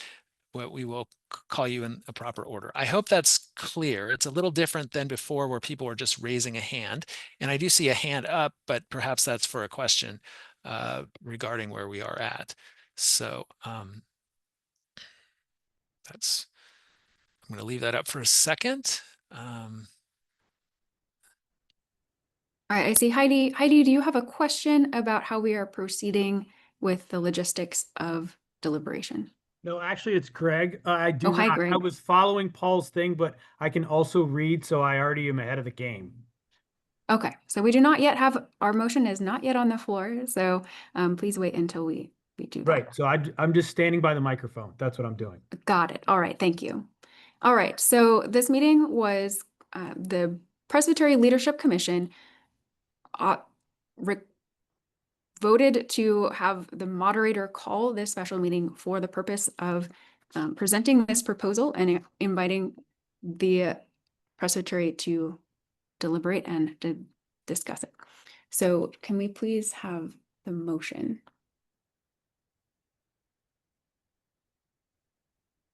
Showing up. Okay. All right, so the motion that has been presented by the Presbytery Leadership Commission to the body, so it comes from a committee and does not need a second, is as follows. It will replace current wording in the bylaws that specify the composition of the Presbytery Leadership Commission, and it will be replaced with this following language. The Presbytery shall establish a Presbytery Leadership Commission, PLC, composed of the following persons with voice and vote: the moderator, the vice moderators, the immediate past moderator, the moderator-elect, the treasurer, and 3 members at large elected by the presbytery. The treasurer has voice and may vote if enrolled as a voting member of the presbytery. The PLC shall elect one of its members to serve as chair until that member's term expires or their successor is elected. The stated clerk and other executive staff as the presbytery may employ shall serve as staff support with voice, but without vote. So that is the motion before the body, and I invite discussion.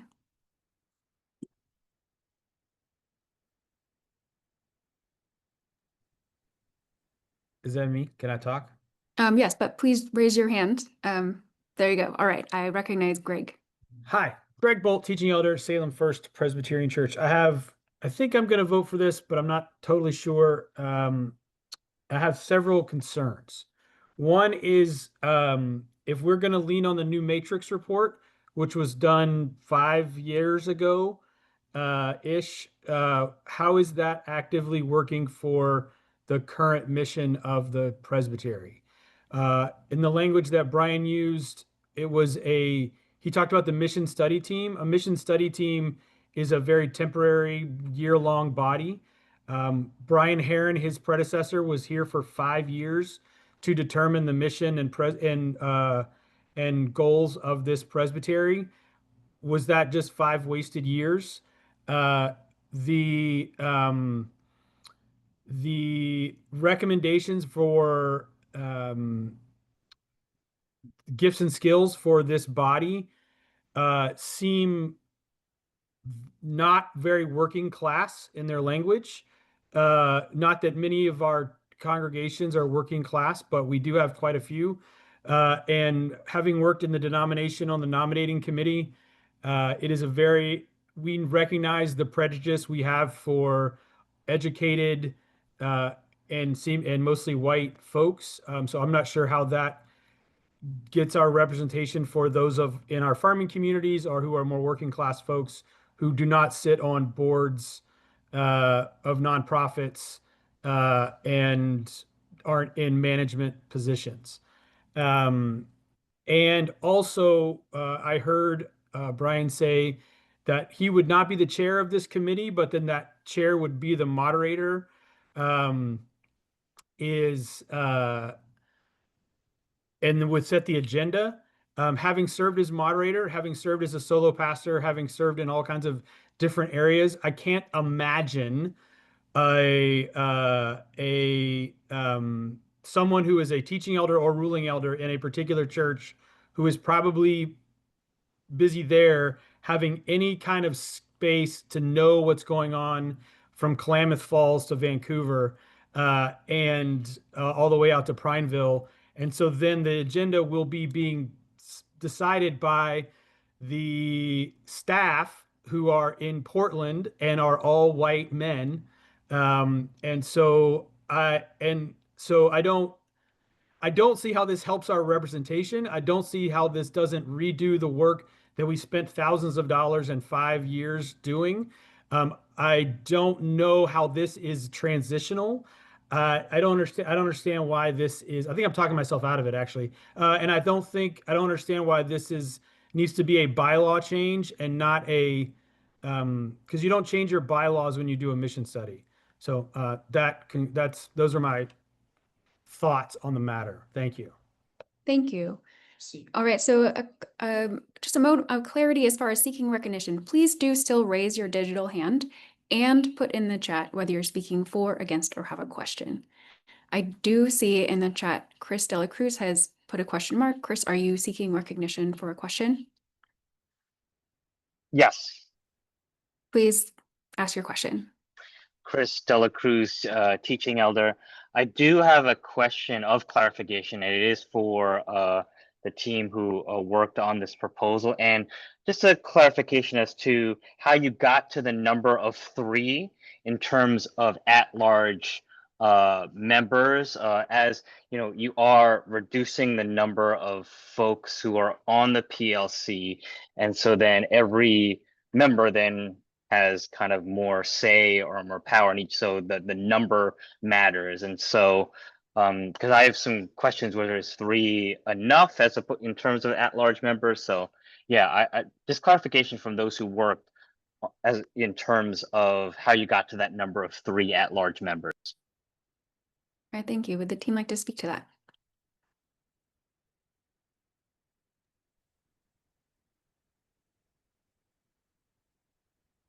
I'm going to Brian, look to is Eileen or Gail, either of them want to speak first?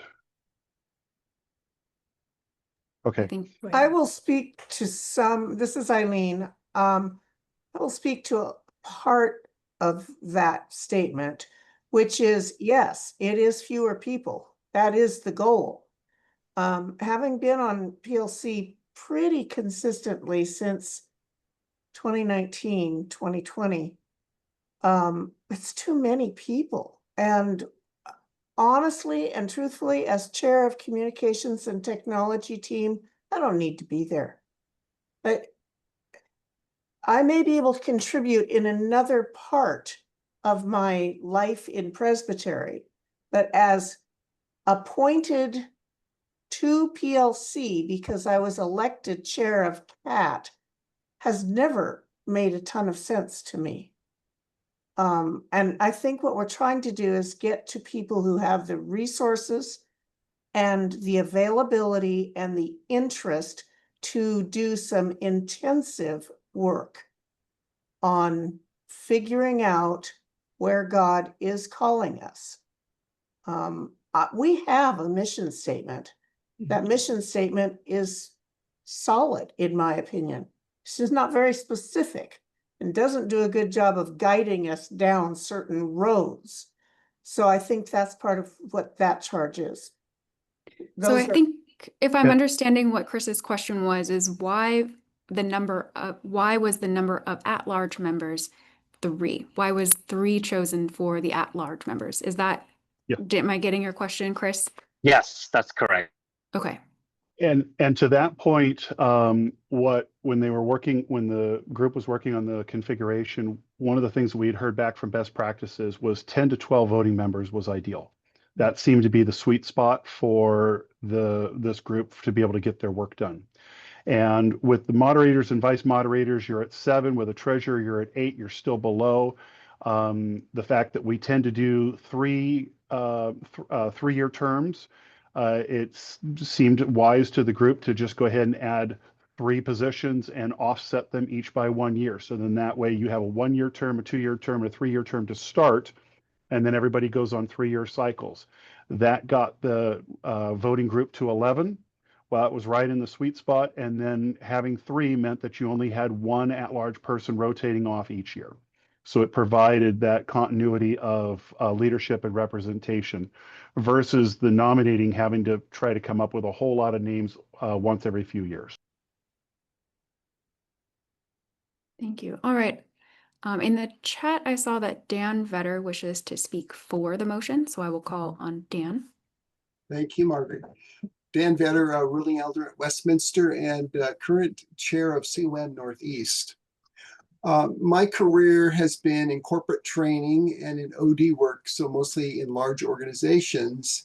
And I would like to speak to this motion from the perspective that I bring from my business experience. In a corporate structure, you have people who are at the top. We call them the executive leadership, and we expect them to be strategic.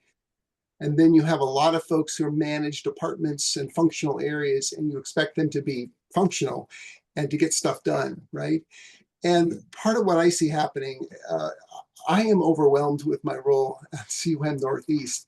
We have a lot of balls in the air, a lot of things to manage, and we're constantly, focused on that.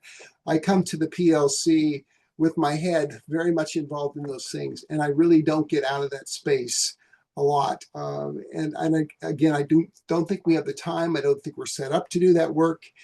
And even if we were, I'm not the right person to be doing that work because my head is other places, and I'm not able to elevate myself up. I don't want us to get caught up in the discussion about, well, how will we get to the mission and the vision? Because the mission and the vision is going to be ever changing, right? It's going to be needing to be refreshed. There's going to be an ongoing process to get clarity about that. This group will help us with that. Maybe they'll be forming some functional things to get us involved in that process, but at least they'll pay attention to it and make sure it happens. And I think the issue is less about how we get to that than it is that we have a group within our presbytery that keeps us focused on that. They're the ones who are constantly looking at that vision and mission and constantly looking back to us as leaders and saying, hey, leaders, remember, this is our vision, this is our mission, making sure that we're executing that. So that kind of connection, I think, is what we're trying to build here. And I really hope that we'll support this, because I think to not do so would be to be stuck in the current situation we're in, which is not great. Thank you. Thank you, Dan. I see that Mark would like to speak against. Mark, please unmute. There we go. I appreciate many of the reforms and all of the work that has been put into this, and I have had many conversations with this. My struggle is with timing, that I really believe that it is always best when it comes from congregations that really understand and struggle with some of these changes that we have with the presbytery. The presbytery really functions for the congregations, and I feel like this is coming down. It looks as if, to me, it is being pushed by something that's above the congregations down to us versus it being spread out more. And part of it is I'm against because it is coming so quick with very little discussion. When the trustees haven't had a chance to discuss what would this mean to us, seems too fast. I would love to see us have 6 months to discuss this a bit more and to iron out all of the problems and then go it. But my reasons right now for against it is mainly on the set of time and the final makeup of this group. But I do appreciate the sense of we need to streamline so we can get more work done quicker. So that's my reasonings and my appreciations. Thank you, Mark. I say that Audrey has both a question and would like to speak for. So Audrey, would you ask your question first, and then we'll give you an opportunity to state your position. Sure. Thank you, moderator. Audrey Schindler, teaching elder, honorably retired. I'm appreciative of the good work that has gone into this. A question I had, I guess, is whether the PLC, the restructured PLC, in that second year of their work, it talks about them doing the reevaluation of the current regions and then reviewing the updated PLC structure. If the regions were to shift, if during that time, as we saw at the last Presbytery meeting, the COMs from the central region and the southern region are going to be working collaboratively because of a lack of numbers. Could the structure of the new PLC, could that change over time? Might we have, 3 regions that are reconfigured, and the vice moderators would be from those regions? I guess that's the question. Thank you. That's a good question. Thank you, Audrey. So would the proposal team or Brian like to speak to that question? Gail, I see your hand up. Were you wanting to respond to that, or would you like me to? I think I saw in the chat that Gail has raised her hand to speak for. So okay. I think perhaps you should. Okay, Brian, so would you Audrey, please go the ahead answer, and answer the question? yeah, so Audrey, the answer to your question is yes, there has been discussion of reevaluating the regions that we have. That is a work that has begun, has actually has been going on at the COM level, working its way up organically. That would be part of the phase 2 of the Presbytery-wide restructuring plan, in which if that comes to fruition and the PLC decides, yeah, this is something that we want the Presbytery to really take discernment on, they would be bringing that to the Presbytery, presenting it, letting them work on it, taking it back to their sessions, letting them have further conversation, then bringing it back to another meeting. And if something like that were to happen, any sort of revision of the regions, that would make a change to the PLC structure. So what that would do is any sort of restructuring at that level would go through at least 2 Presbytery meetings as well as session input.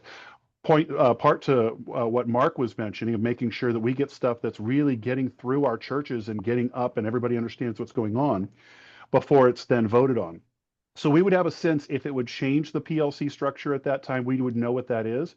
To be able to say now definitively that there would be a change in representation or regions moving forward, we don't know that yet. Is it a possibility? Sure. If there's ever a change in representation or regions, that would need to be brought to the Presbytery, so everybody be aware of it moving forward. Thank you. And Andrea, I believe you also wish to speak for. Would you like Yes, to do that now? The idea of a smaller group to be able to be more easily deliberative, I think has good value, and with those ongoing plans to continue to reevaluate and tweak as we might need. I think we can't fully imagine what things will be 3 or 4 years down the track, but if this group can continue to adapt, then I think for those reasons I'm in favor of it. Thank you. Thank you. I saw Gail and Becky, but they both wish to speak for. But Audrey just spoke for, but I see Joanna wishes to speak against, but also as a question. So Joanna, please ask your question first. And Steve's not. He just said. Oh, Steve, were you wishing to speak to that, or were you just stating your opinion in the chat?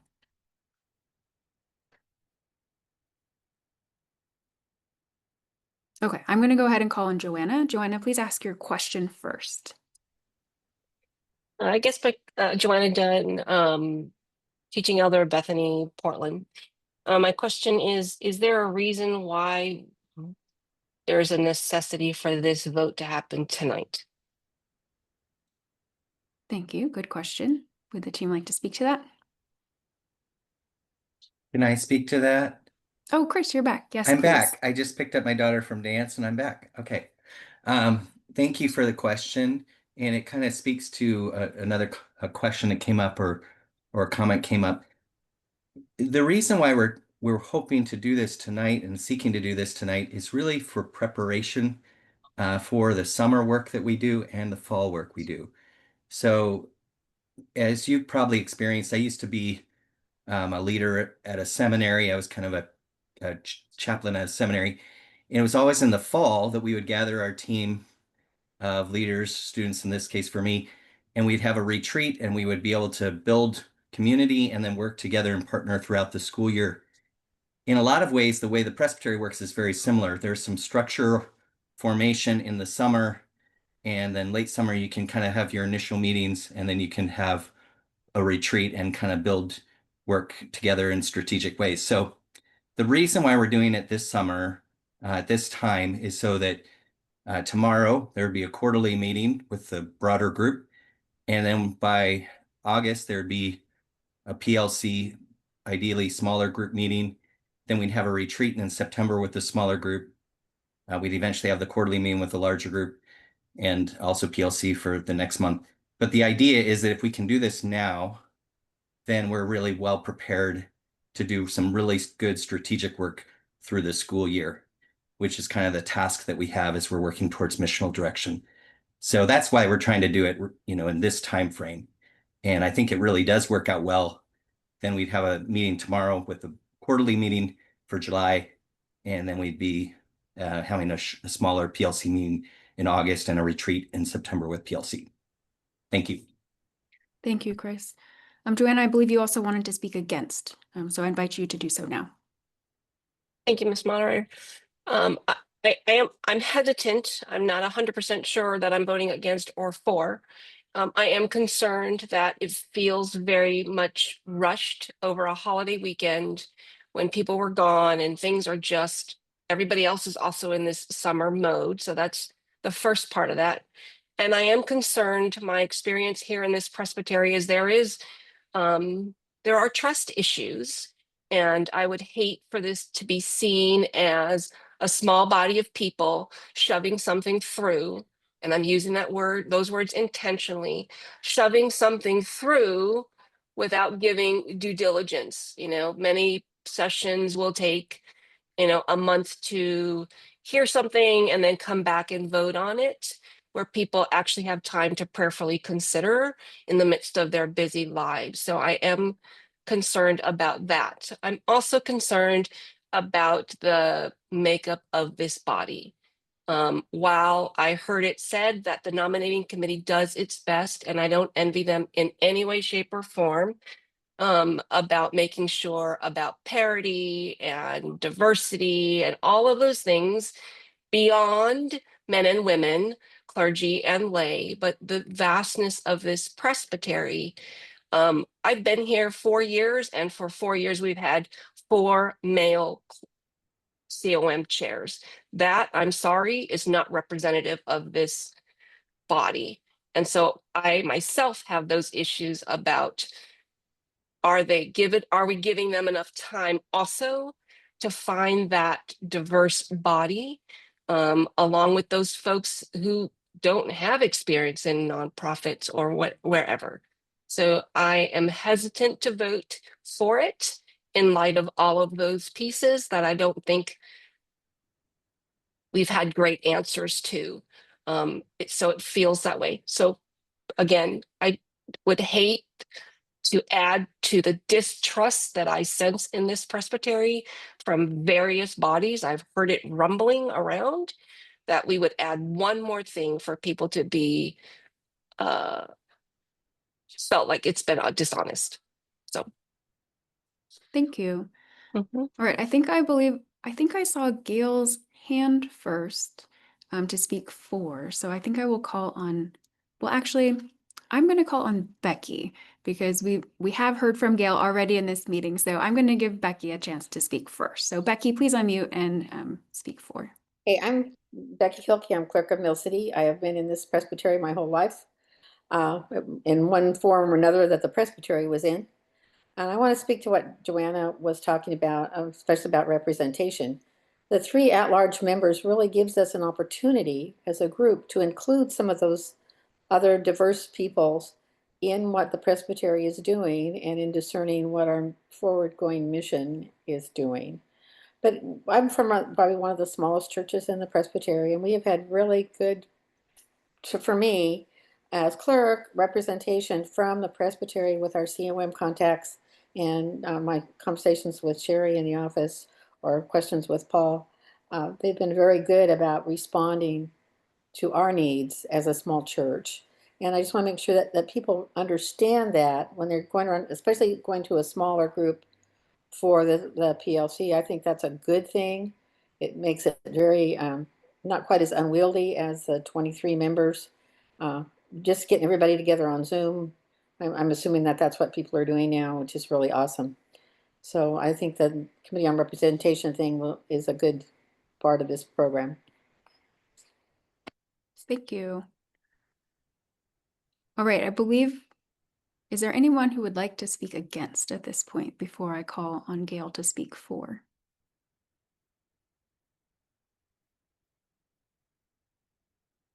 All right, okay.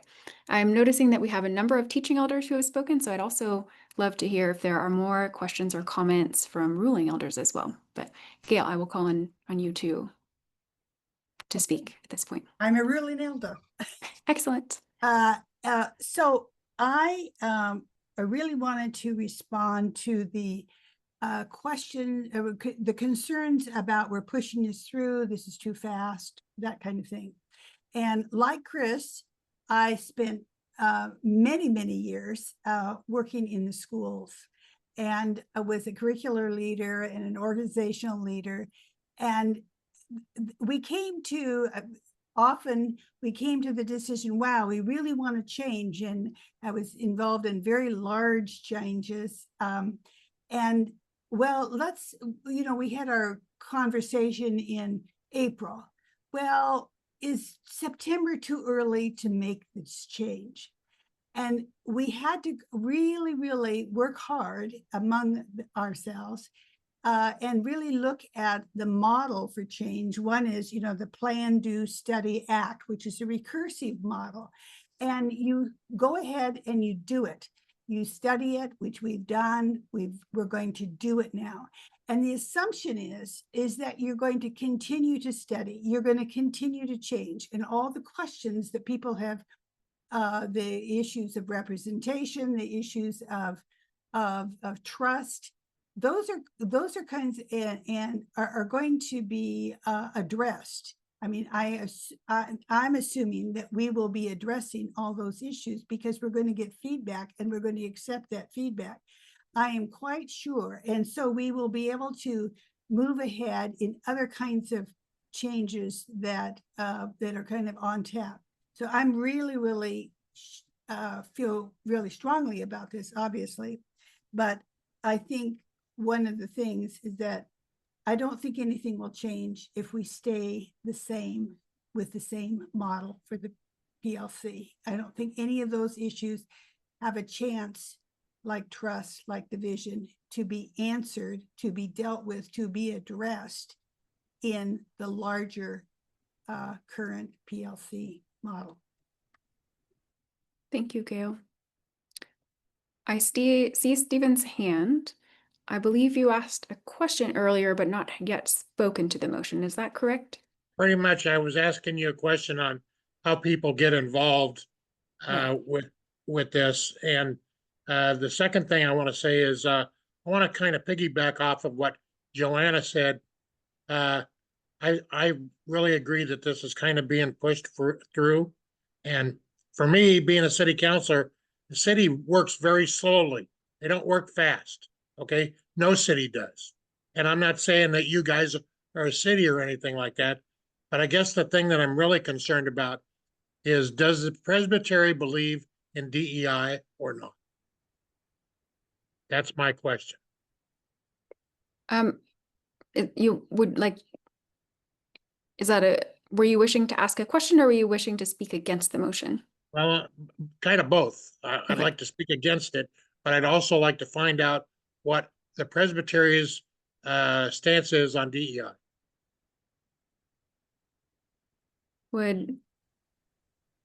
one of our leaders like to speak to that, or perhaps a member of the Committee on Representation? All right, I see Brian's hand. Brian. Only if somebody else doesn't want to jump in. So, Stephen, our denomination has a beautiful group called the Committee on Representation that has been doing that work for a significant amount of time. That work is done not just on behalf of every presbytery, it is also done on behalf of every synod and on behalf of the entire denomination. And it is very well documented and predates a lot of what we have been doing in DEI work in even organizations in the United States. So I would encourage you to speak to a member of CORE on that, because that's their charge. They do amazing work in that area. And part of their job is to always be evaluating how we are doing on those areas as a presbytery, and to serve as a resource to all levels of our all levels of our presbytery, including PLC, including COM, and including our PNCs, our pastor nominating committees, when they are doing nationwide searches and making sure that they are looking at making sure that those positions are properly advertised and looking at diverse candidates and all of that. So that's to answer that first question. The second was on the timing piece. You know, the PLC has been working on this since October of last year. So just as you said, it takes city council, it takes time, PLC, it's taken time. It's taken a lot of time to get to this point to then bring it to the body.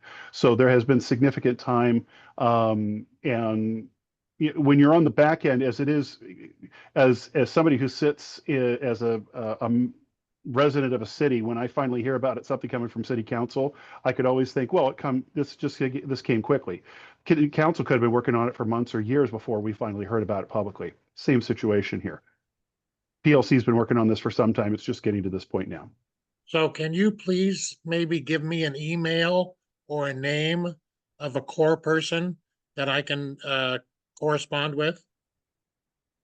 You?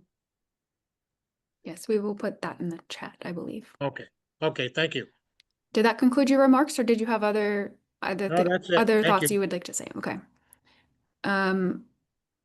Desiree Eden, I see your hand. Or do you wish to speak for, against, or do you have a question? I'm actually undecided, but I do want to share some thoughts. Is that okay?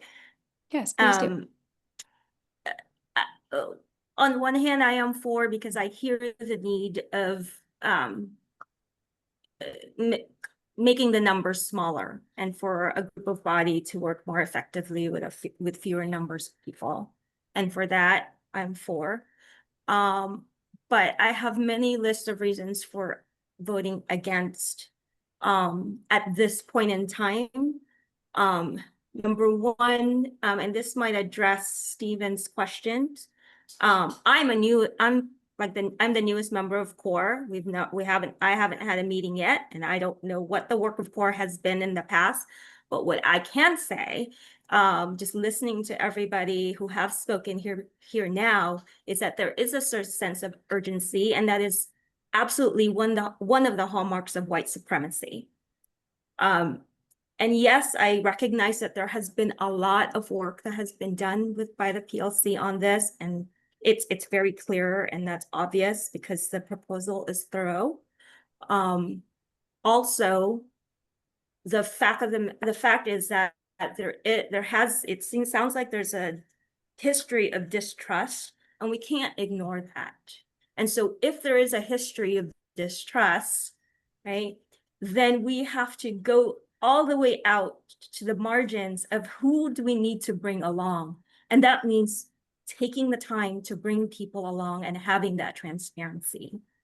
And so, yes, it's going to take longer, but if we're really serious about the work and the change, then we will still put in that effort, because ultimately, if we rush it, then we're just shooting ourselves in the foot.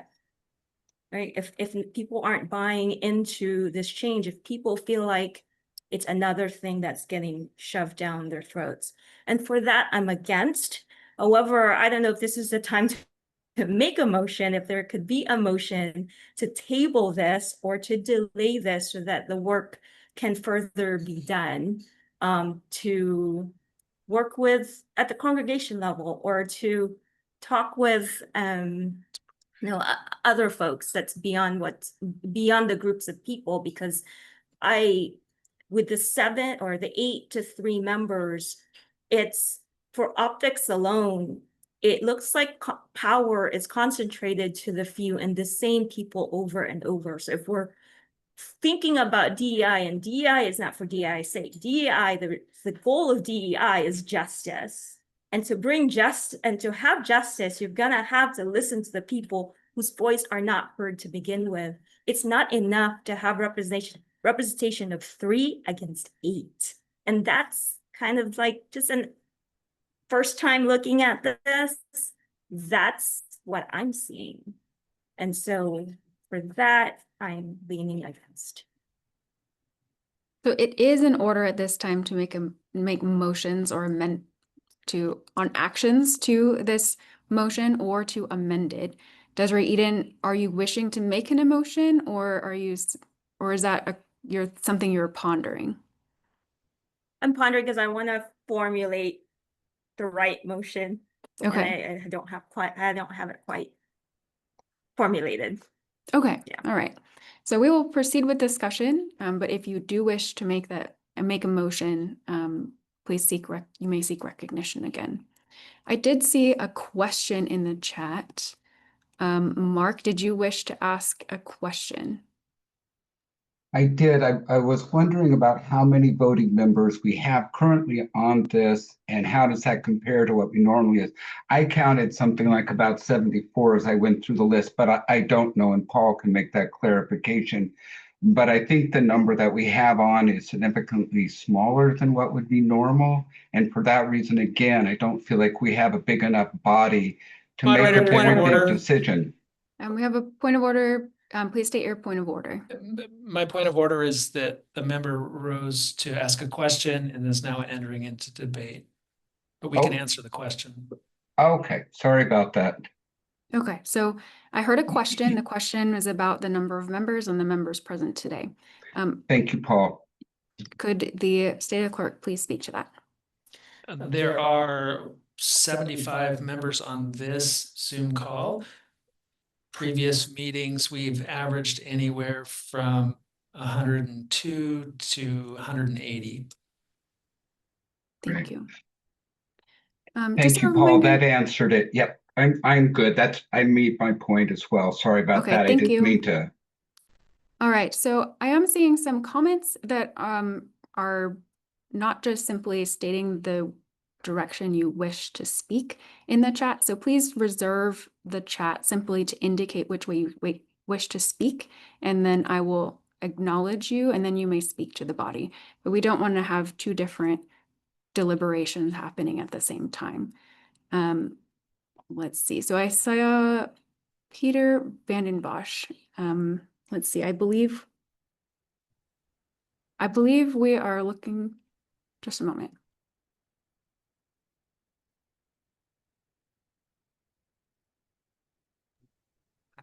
I believe we've heard most recently someone speaking against.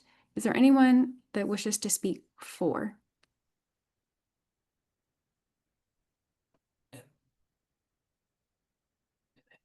Did Dan already do this?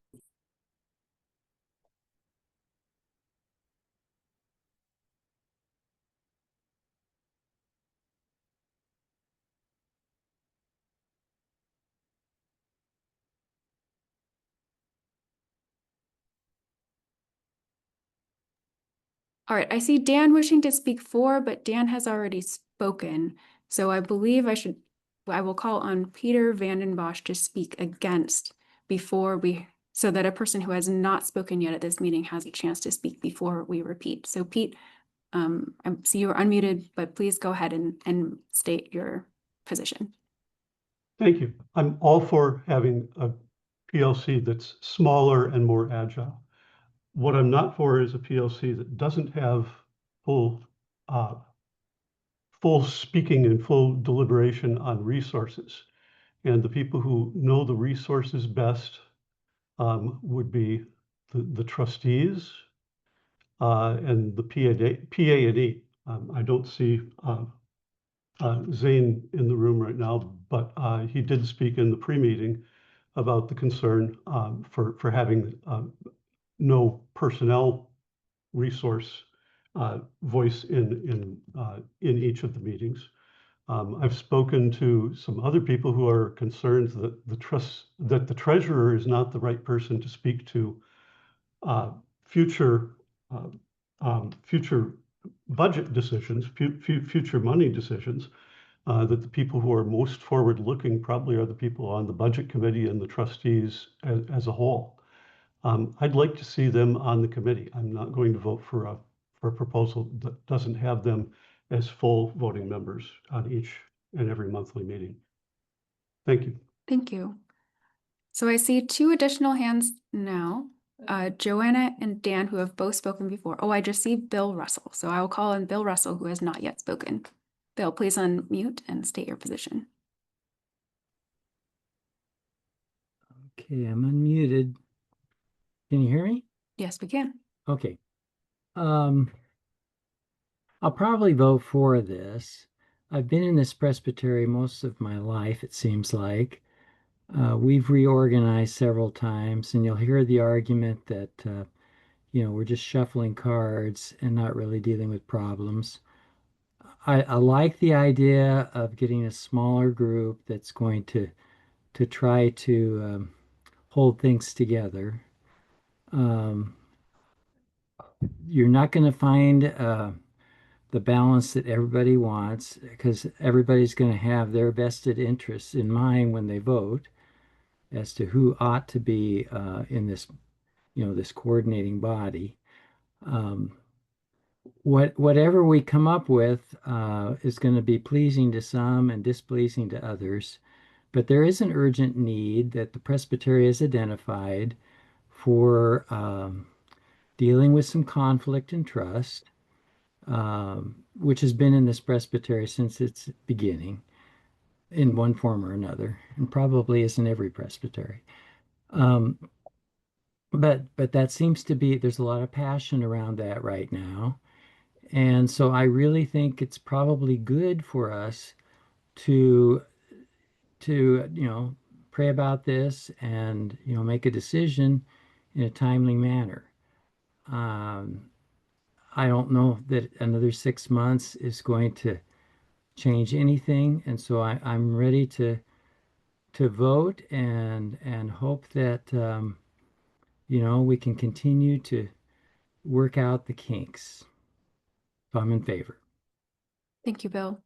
I see Chris Foss Rothmeyer has indicated a question in the chat. Chris, please unmute and ask your question. Yeah, Chris Foss Rothmeyer, teaching elder. I've heard those who are against say that there needs to be more time. There needs to be more time. I guess I would just ask, I would want that there to be a more intentional process if there is more time to it, instead of simply, we need 6 more months or we need more time. Can someone speak to what specifically we should be doing during the time that we would table this, so to speak? I don't believe we have a motion to table this at the time. So I'm not sure. I hear the question. I'm not sure it is immediately pertinent to the discussion at hand. All right. I see again Joanna and Dan, who have both spoken before. Is there anyone who has not spoken who would wish to speak before I call on them again? Okay, I saw Joanna first. Joanna, and I believe Joanna has a motion. Joanna.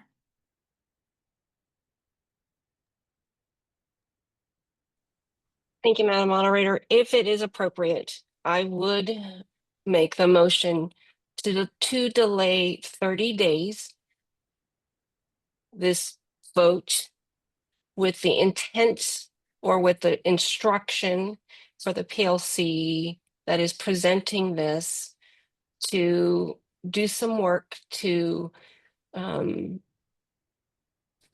well, to one, buy some time for folks on the nominating committee, but also to give folks the time to really prayerfully consider. I don't think the timing was great for people. So a process, I don't have a specific process, Chris, just to answer your question. And I know we're not supposed to say people's names. We're supposed to be addressing the moderator, so my apology. But the question was asked to do Okay, some the of that motion. legwork. The motion would be to delay for 30 days. Okay, I'm going to call on What- our stated clerk to help us make sure we have the correct Language? parliamentary language. So Paul, would you please speak to this and help us? Thank you, moderator. That there is the motion to postpone 30 days and then to come back to this would require another motion that could be added to it. So essentially, we would need to call for what we would call a continuation of the meeting, an adjourned meeting in 30 days, to be called by the moderator of Presbytery in 30 days. So we'd need to add that to the motion or make that a separate motion. That motion you have to have that motion pass first or simultaneously with the motion to postpone 30 days. And I assume that's what the motion is to postpone this for 30 days to allow for, I think I heard, for prayerful discernment. So would the maker of the motion be willing to use your add, language? Absolutely. okay, so the motion, I will put the motion in chat in one moment.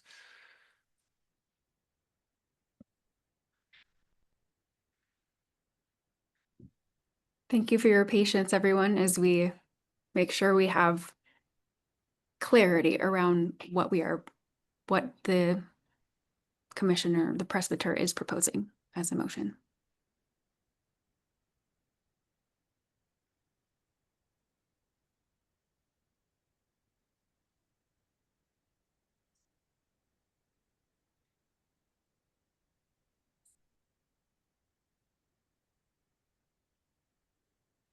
Okay, please everyone hold off on the chat for a moment. We do not yet have an amendment on the floor. We are still in the phase of formulating that motion.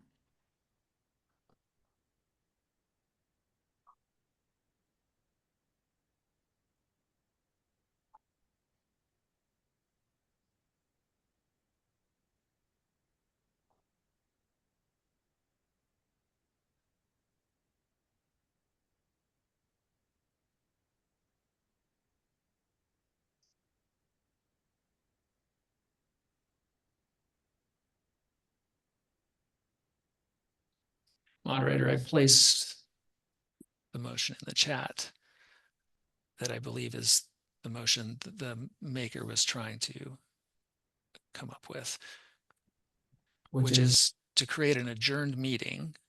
If this motion passed, it would create what's called an adjourned meeting. So this meeting adjourns, it ends. Well, the session ends, but the meeting ends, but the session that this meeting is part of continues, and it would continue in 30 days. So a meeting would be called in 30 days, which I think is what, August 8th, maybe August 7th. I don't know how many days July has. And then we would postpone. And at that meeting, the motion would be postponed to that meeting. If that's clear. Thank you, Paul, for that language. Does this meet the maker of the motion's intent? Correct. Yeah, it does. Okay. So the motion is to fix the time to adjourn the meeting for 30 days in order to postpone the vote on the proposed bylaws amendment to that adjourned meeting. Is there a second? I see a hand and in the chat. All right, I would ask that those who have their hands raised now lower their hands so that it's clear who is speaking to the amendment.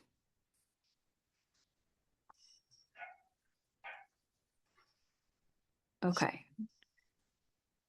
Now, if you wish, you may re-raise your hand and indicate if you have a question or you wish to speak for or against the amendment, or not the, sorry, not, it's not an amendment. It is a motion to postpone, fix the time to an adjourned meeting. Okay.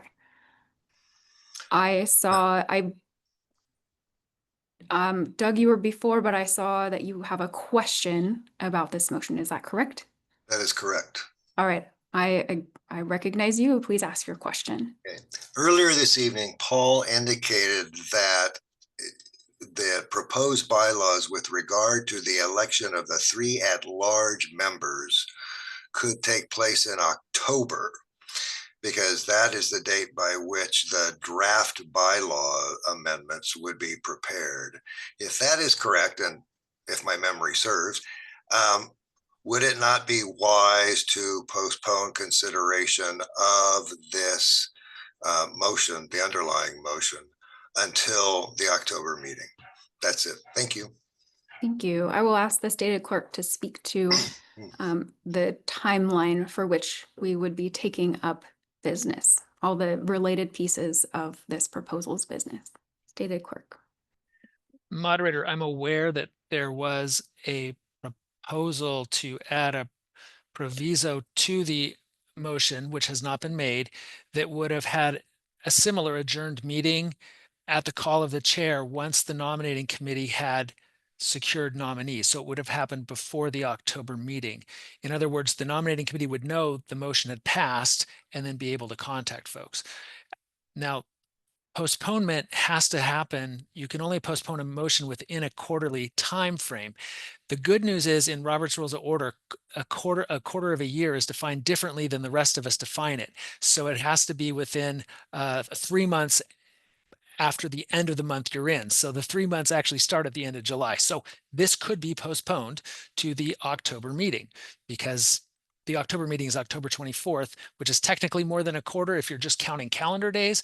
But again, under Robert's Rules of Order, the quarter is defined differently. And I imagine some of the lawyers here will appreciate that. I love nerds. Thank you. Yes. Okay, so my understanding of, we just have a motion on the floor, which would essentially delay the Presbytery's vote on this aspect of the business before us for 30 days. We would then take it up after those 30 days. In context of the rest of the discussion this evening, if a proviso had been added to the main motion, that would have set a timeline as far as we would then recall again another adjourned meeting like this for the purpose of elections of those at-large members. That would be based on when the nominating committee was prepared to do so, which could be before or not the October meeting. Currently and then at the October meeting, the plan is to bring a second amendment to the bylaws that would address the coordinating committee. What we have before us now is the only part that is before us now is to postpone the amendment to the bylaws that is before us today for 30 days. Okay, I believe I see Mark. I saw in the chat you asked if you could make a friendly amendment. You cannot make a friendly amendment. That's not a thing in parliamentary procedure, but you may make an amendment if you wish. So I was wondering if I could make an amendment to the motion to table to the October meeting. Are you making that motion? I would make that motion, yes. But I guess I was saying it is friendly, and to the maker who made the motion to table, if we could, instead of going 30 days, if they would be okay, I'm hearing that you have a motion. Let me before you speak to it. Yeah, go ahead. Let us be clear about what's before us. I saw the stated clerk was indicating a wish to speak. Do you wish to advise the body on parliamentary procedure? Thank you, moderator. I think we should be clear that I believe the intent of the members' amendment is to amend the motion so that we would strike 30 days and insert to the October stated meeting, so that the Yes. motion would, and actually, because we've sort of tangled it up with a complex motion, we probably just want to, maybe the best thing to do in this case would be to say, if this motion were defeated, the person who suggested the amendment could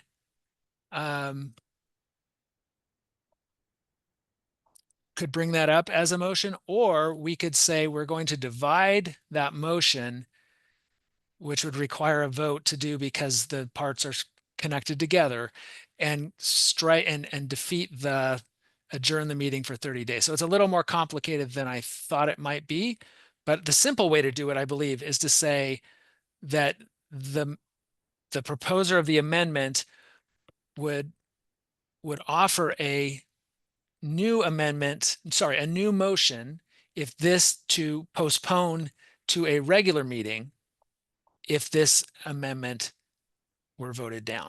I think that's the cleanest way to do it. Thank you. Would the presbyter who is proposing, Mark, would you please speak?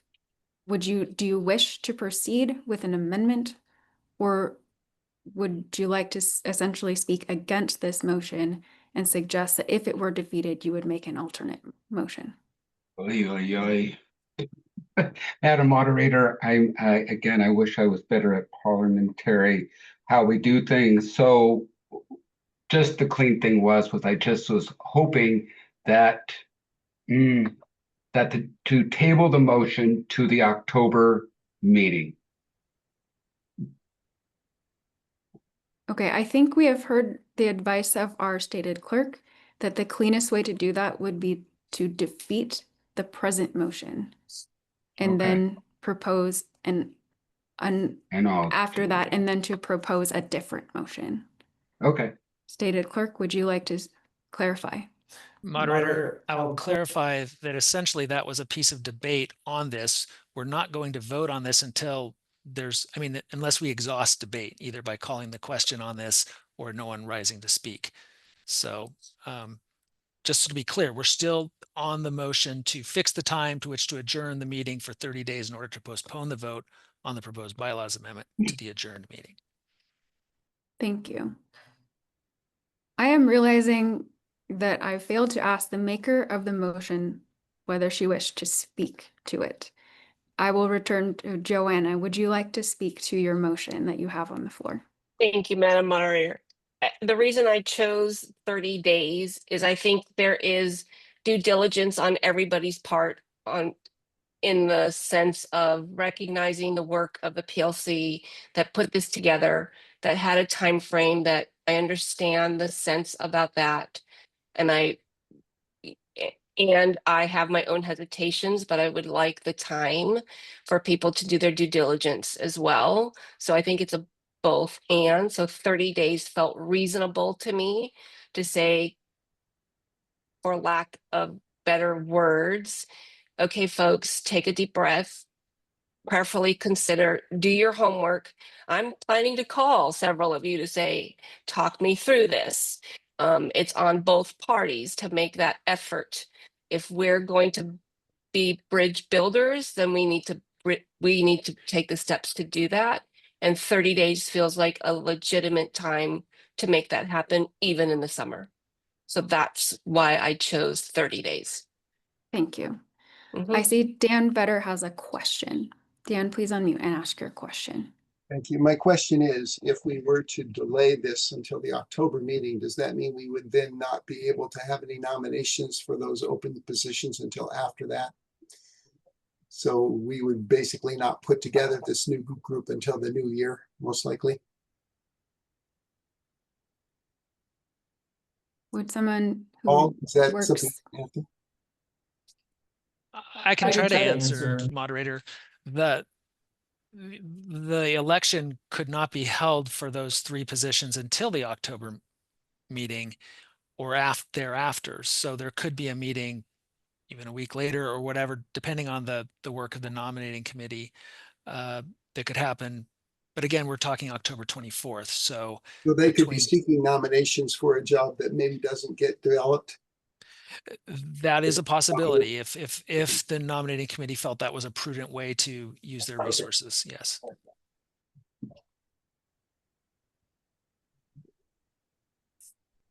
I see Matt Johnson wishes to speak against the motion to delay. Matt Johnson's teaching elder in McMinnville. I speak against the 30-day delay because I don't hear a plan for how those 30 days are going to be used to resolve the major issues that I've heard from the discussion around trust. It's a very, hectic time for our, summer lives. So it just seems like that's not enough time to really deal with the weighty issues that have been raised. I'm generally in support of the overall restructuring, but I also think we have to come along together and hear one another well and make space for adjustments to be made. And this, so I speak against the 30-day motion. Thank you. I did see somebody indicated a wish to call the question in the chat. I, as a moderator, have not acknowledged that as of yet. I do not believe the body has enough clarity or debate on this topic as of yet. Is there anybody who wishes to speak for the motion to delay the vote on the amendment? I mean, the bylaws change.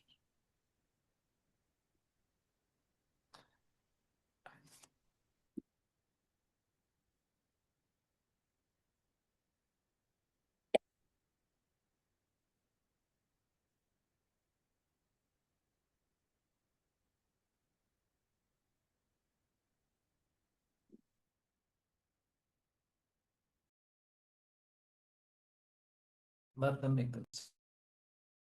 Okay, I see we have one other person, Cynthia O'Brien, who wishes to speak against, but we've heard somebody speak for and somebody speak against. And since we don't have another person that wished to speak for, I will now acknowledge Dennis Smith, who I believe wishes to call the question. Dennis. Your moderator. Dennis Smith, Commission Ruling Elder, First Pres North Bend. I call the question. So for clarity, calling the question means that we are ending debate. It requires a 2/3 vote. So, and it is not debatable. So if the body feels that we have sufficiently debated the motion to delay the vote on the bylaws change, you would vote. No. Okay, no, I'm sorry.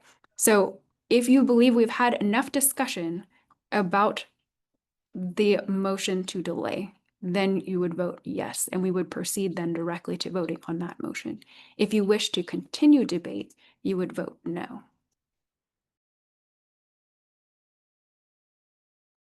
Okay. So if you would wish to end debate, we're going to place a poll. You will vote yes. May we please have the poll?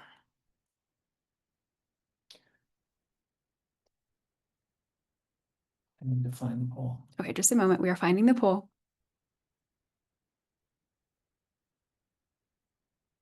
I have the wrong poll up and I don't.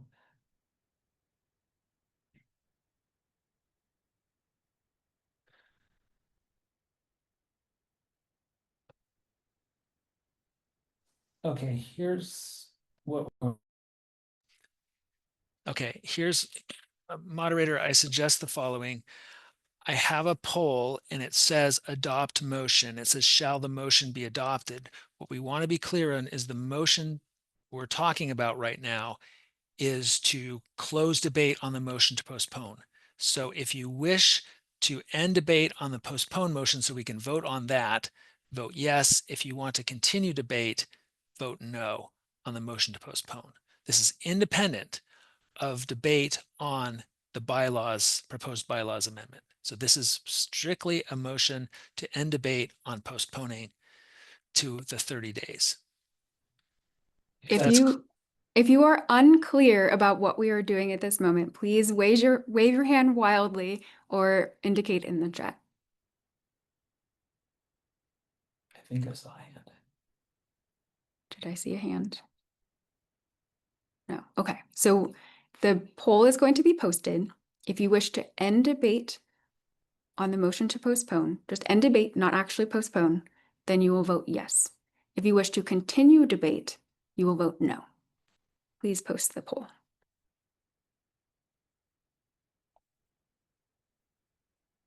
Is it posted? Yes. The poll is active. A yes vote means we will end debate on the motion to It's postpone. showing the end of the poll rather than a vote. Yep. I'm seeing that as well. Oh, okay. All right, we will try again. We're going to relaunch the poll. We will relaunch the poll. Thank you for your patience. We are getting deep into the weeds of parliamentary procedure today. Okay, now the poll is posted. A yes vote means we are ending debate on the motion to postpone. A no vote means we will continue debate on the motion to postpone. Please vote now.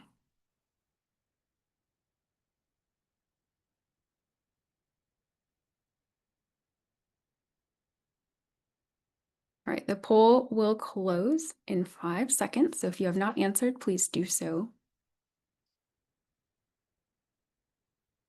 All right, please close the poll. And the State Clerk will post the results. The Moderator, there were 66 in the affirmative, none in the negative. The motion is approved, so we will end debate is ended and we will proceed to the motion. The motion currently before us is to, it's in the chat, it is to fix the time to which to adjourn the meeting for 30 days in order to postpone the vote on the proposed bylaws amendment to the adjourned meeting. A yes vote on this would mean that debate on the proposed amendment would end now, and we would reconvene in 30 days to resume discussion. A no vote on this motion would mean that we continue debate on the proposed amendment to the bylaws. Please post the poll. Please vote.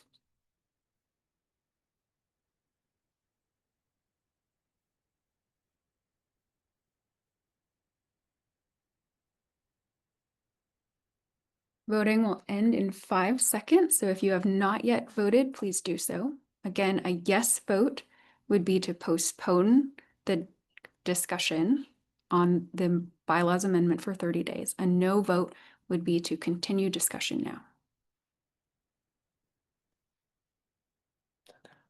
Please close the poll and post the results. Moderator, there were 28 in the affirmative and 38 in the negative. The motion is defeated, and we will return to discussion about the bylaws amendment. So now if you wish to speak, to continue to speak for or against the proposal to change the bylaws as presented in this meeting, please raise your digital hand and place in the chat which way you wish to speak, or if you have additional motions to make, you may indicate that in the chat and raise your hand as well. I see Dan Vetter, who wishes to speak for. Dan, please unmute. I actually voted for the amendment that just failed because I heard reasons that we perhaps needed to just give people more time, and I would be in support of that. But ultimately, I don't know that it really is going to change anything. I really question what we're going to be able to do to make things clearer and to bring people along. I would like to speak to the comment that we don't have enough diversity. It was pointed out that COM chairs are not diverse. When I joined COM Northeast 2 years ago, we had a woman who was chair, and I believe those chairs are elected by the COMs themselves. So it's just a matter of who's on the COM and making those choices about who will be the chair. You're shaking your head, Joanna. The moderator-elect and the moderator are both women, and I believe one of them is of Asian descent. So we have some diversity for sure guaranteed on the start of this new committee, and we have an opportunity to appoint 3 additional people who are very diverse, and we just need to instruct our nominating committee to please do that.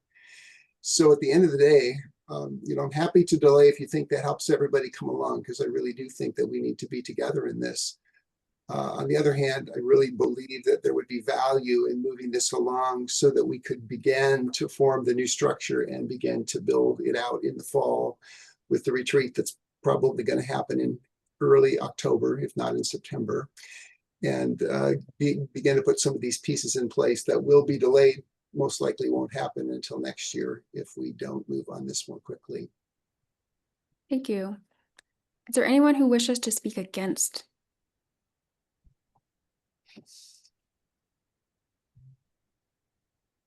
I believe we heard earlier a recommendation from our stated clerk to add a proviso to the motion. Is there anybody who would wish to propose such a clause? Perhaps I can call on the stated clerk to offer clarity on what the proviso is again. Stated clerk, could you speak? Could you clarify and indicate and explain again what you had indicated earlier? Yeah, shoot.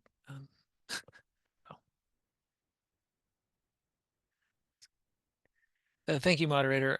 I said shoot, if anyone was wondering, and hopefully the AI will get that correct. Yes, it was a proviso to say that the effect of this bylaw amendment, this amendment to the bylaws, would not take effect until an election was held for the at-large members of the PLC, the Presbytery Leadership Commission.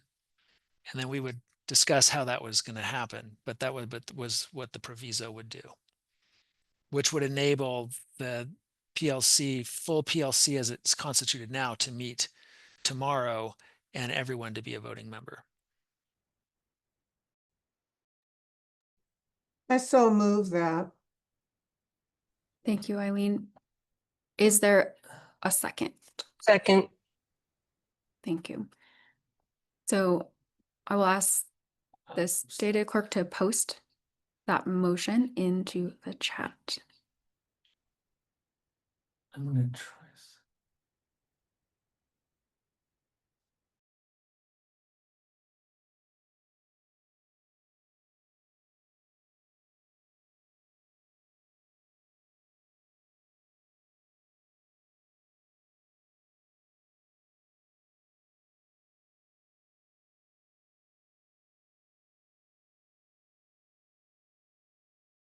Moderator, I was wondering if I could share my screen to show the content of the motion and the... Please do.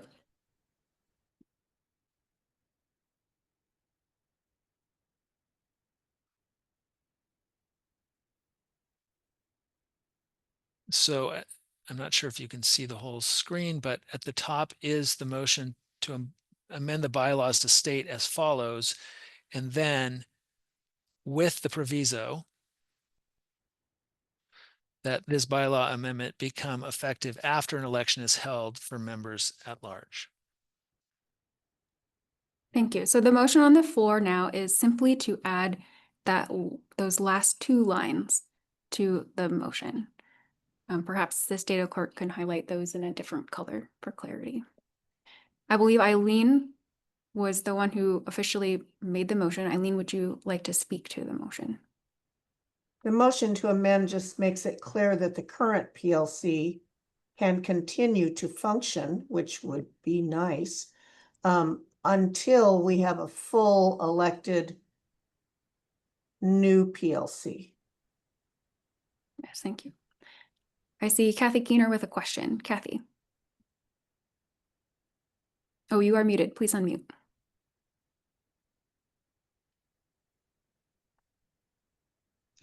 Thank you, Madam Moderator. My question is, how can we elect the 3 at-large members if the bylaws aren't in effect to create the position for the 3 at-large bylaw member or 3 at-large members? We wait till for the amendment to take effect, doesn't it have to take effect so we can elect them? So if we add, we have the amendment on the floor right now, and the amendment would be to add the proviso to the main motion to amend the bylaws. If then the body approves that motion to amend the bylaws, it would include that proviso. So then it would be a part of the bylaws, but it would not go into effect until we hold an election. And once we hold that election, then the proviso would go away and we would just have the way it is stated. I understood that, but it seems as if the bylaws this new amendment can't take effect until after the election, the election can't happen without the bylaws taking effect, it would seem. Would the state clerk like to speak to that? Not really like to, but I'll try my best to speak to it at 9:45 at night. I know. Moderator, and I appreciate the question. I understand the question. It seems to me that the bylaw has, if the bylaw passes tonight, it seems like why wouldn't you allow an election to take place that would put it into effect? I guess we could change that language to say become effective at the moment of an election is held for members at large. It seems to me that it would be different if we were holding an election in anticipation of something, but we'd already passed it at this meeting, assuming we do. And that's an open question, right? But if we did, then this would allow a mechanism to have it come into effect later. If we do not include a proviso, as the bylaws change goes into effect as soon as it is adopted. Does that answer your question? Not really, but I know you made your best stab at it. Thank you. Okay, thank you. I see Wendy Olson with a question. Wendy, please unmute and ask your question. Oh, I hesitate to do this because it's so late and I am fried, but I'm a little confused because a bit ago when we were voting on the amendment, part of the conversation I thought was some folks thought 30 days pause was too short. And so there was kind of the discussion, if you want to delay until the October meeting, then defeat that amendment, and then we can discuss delaying until October. And then I'm a little confused because we went from delaying, because there are people who have asked for no more time to consider this, but we went from that straight to, oh, let's go back and adopt it. So I just want to pause here a second, because there may be a number of people who voted down the 30-day amendment, anticipating we were going to delay until October. Yes, thank you for that question of clarity. Clarification. Yeah, so we had a motion to delay. That motion was defeated. Then we returned to debate, at which time it was appropriate to add new amendments, and no one has yet stepped forward to make a motion to delay. In the meantime, we still may do that, but in the meantime, we have had a motion to make this amendment that would clarify the timing at which the change to the bylaws would become active should it be adopted. So the process now, if somebody wishes to delay, would be for us to vote on the amendment to add this proviso, and whether it is approved or not, once we conclude that discussion and vote, then we would again return to discussion on the whole change to the bylaws in general, at which point it would then be reasonable if somebody wished to present another motion to delay the whole conversation. Thank you for that clarity. I appreciate it. Okay. Let me see. Kathy, I see your hand still raised. I think that is from before. I see 2 people wishing to call the question, but 1 other hand.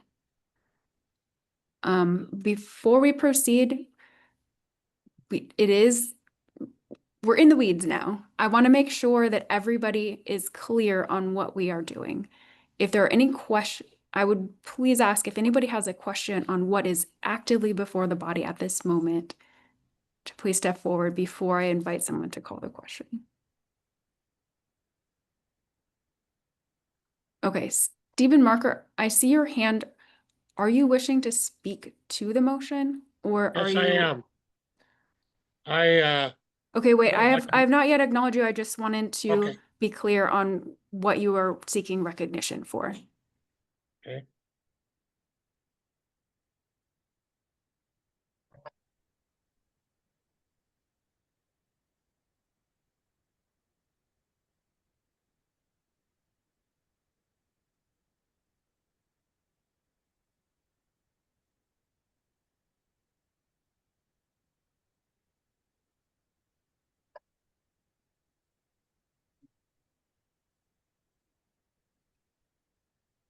Okay, I'm going to acknowledge, let's see, Bronwyn Curtis.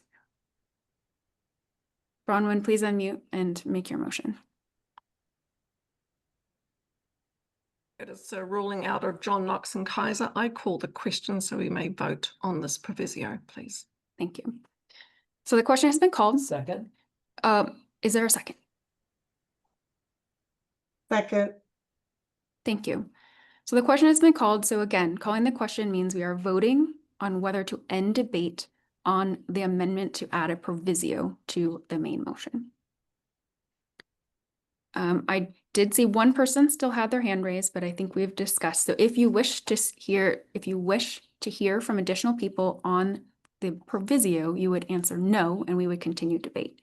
If you are ready to proceed with the vote on the proviso amendment, you would vote yes, and we would end debate and move to that vote. May we please have the poll?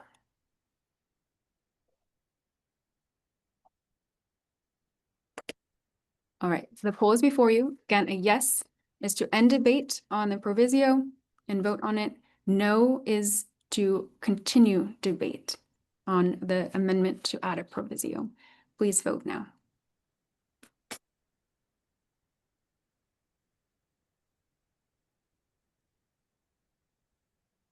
Five seconds more. Again, we are voting on whether to end debate. Yes means we will end debate. No means we will continue debate on the proviso.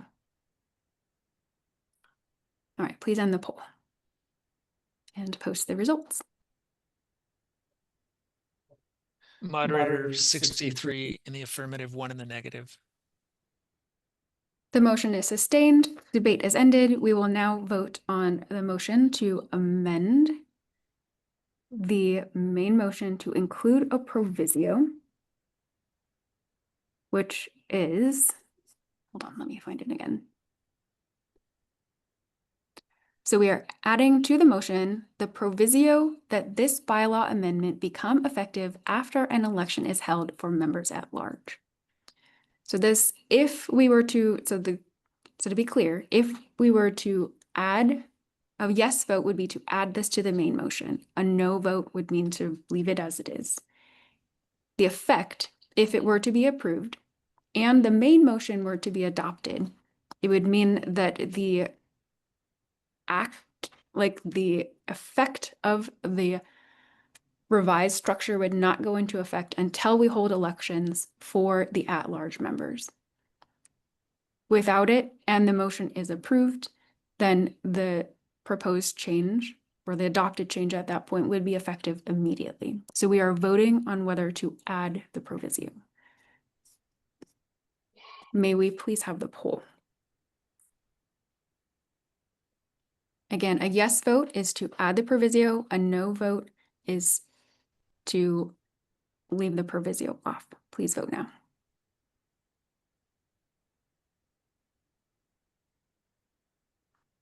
Five more seconds to vote. If you have not yet, please do so now. All right, please end the poll and post the results. Moderator 60 in the affirmative, 4 in the negative. Thank you. The motion is approved. The proviso has been added to the main motion. We will now return to discussion and deliberation on the main motion, which is the amendment to the bylaws. Is there anyone else who wishes to speak for, against, or to add, to raise a motion?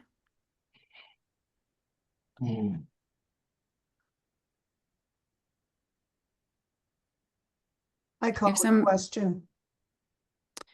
I'm sorry, I've not yet recognized the commissioner, the presbyter. So I'm just wanted to be clear, if somebody wishes to postpone the vote, this would be the time to make that a motion.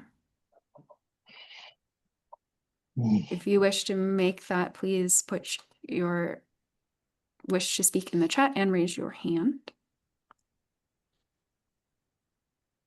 All right, I see Bronwyn Curtis. Bronwyn, please unmute and make your motion. I would move that we postpone this for 90 days to the October meeting. Could the state clerk please suggest language as before with the intention suggesting that the motion maker is and has expressed? Yes, moderator, I will do that. Please refrain from adding anything more to the chat until we get that, please.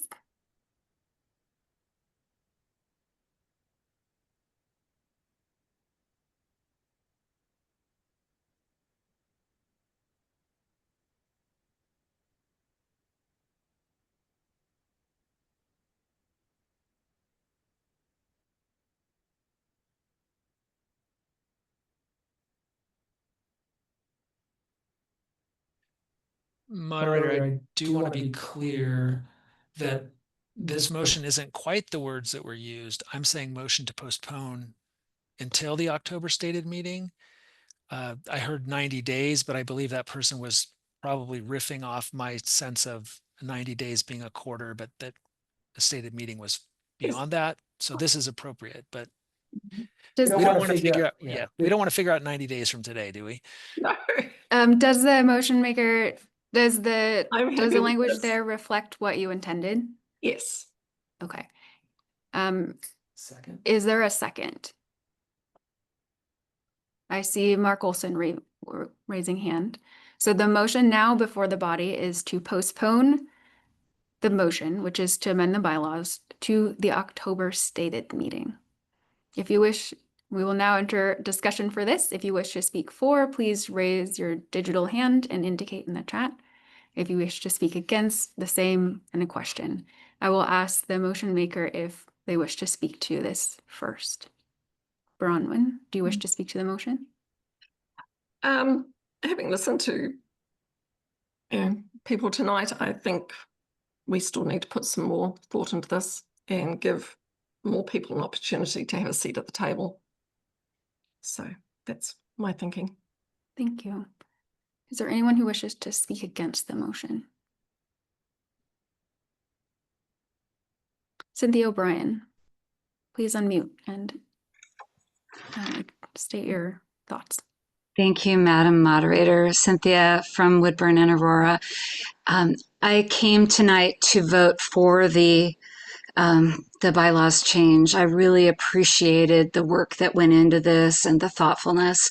And I also appreciate the thoughtfulness of this discussion. Some very important things have been raised, and the 70 plus people who are in the room tonight, we can all work together to make this really work. Let's move forward. Let's not postpone. Thank you. Thank you. Is there anyone else who would like to speak in favor of the motion to postpone?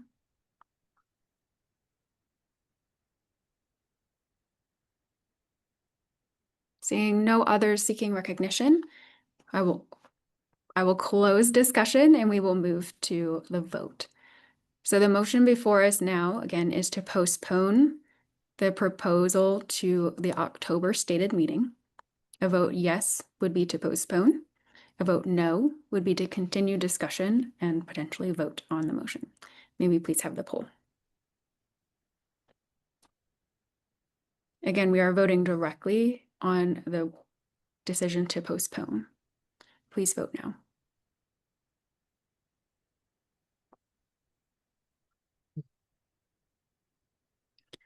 5 more seconds. Please conclude your voting and be sure to click the submit button. Please close the poll and post the results. Moderator, there were 27 in the affirmative, 38 in the negative. The motion is defeated, and we will again return to discussion on the main motion. If there's no one seeking, okay. I see Greg Neal. Sorry, that's my fault. Sorry, moderator, if there's no reason to call the question, then I would ask for your ruling, just we go to the vote. I was Okay. intending to call the question, but I don't think we need to. Okay, thank you. Seeing no one else seeking recognition to speak, I believe we are ready to end debate and vote on the motion.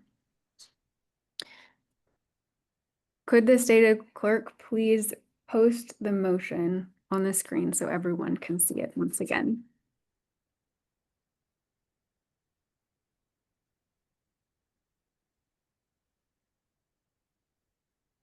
All right, the motion is before you. Again, this is the motion is to amend the bylaws with this language here. It's essentially to change the makeup, the composition of the Leadership Commission. You see it in your packet in its context, but we are only voting to change the composition with these words. The Presbytery shall establish a Presbytery Leadership Commission, PLC, composed of the following persons with voice and vote: the moderator, the vice moderators, the immediate past moderator, the moderator-elect, the treasurer, and 3 members at large elected by the Presbytery.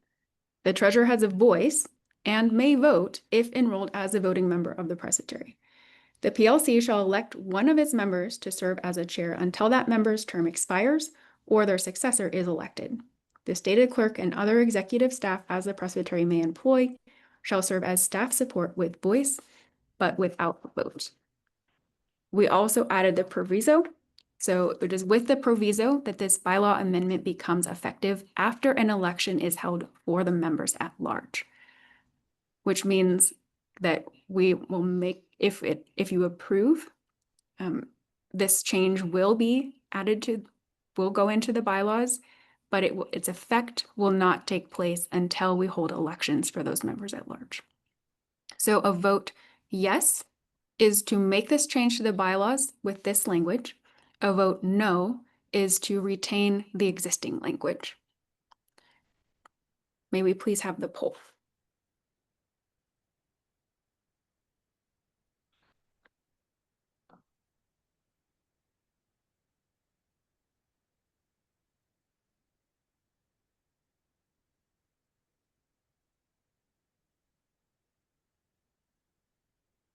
All right, the poll is before you. Again, a yes vote is to make this change to the bylaws to replace the language with this. A vote no is to retain the existing language. Please vote now.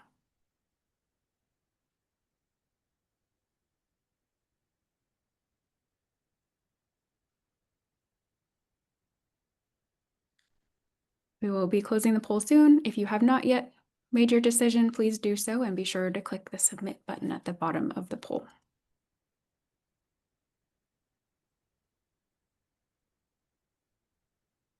All right, please close the poll and post the results.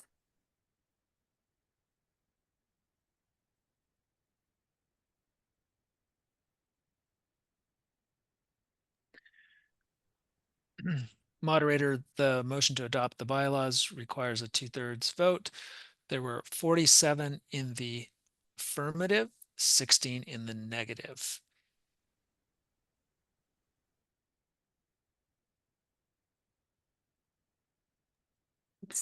So that is 75% in favor, so the motion is adopted. Thank you. Okay, that was quite the discussion. Thank you all for your close attention and participation. Please, all take a deep breath and perhaps we can take a moment for prayer. Let us pray. Gracious God, I thank you so much for this dedicated group of people who came tonight again to discuss the life of our presbytery together. We thank you for the very careful thought and deliberation this body has completed, and to discuss carefully and listen to one another and discern. Please be with us as we continue in this meeting together. Amen. All right, so the motion has been adopted. So we have concluded the first part of the call to this meeting. The second part of our call to this meeting was the possibility to elect members of the presbytery to those at-large positions. We have learned from the nominating committee that they have begun initial conversations with that, but do not yet have nominations to recommend.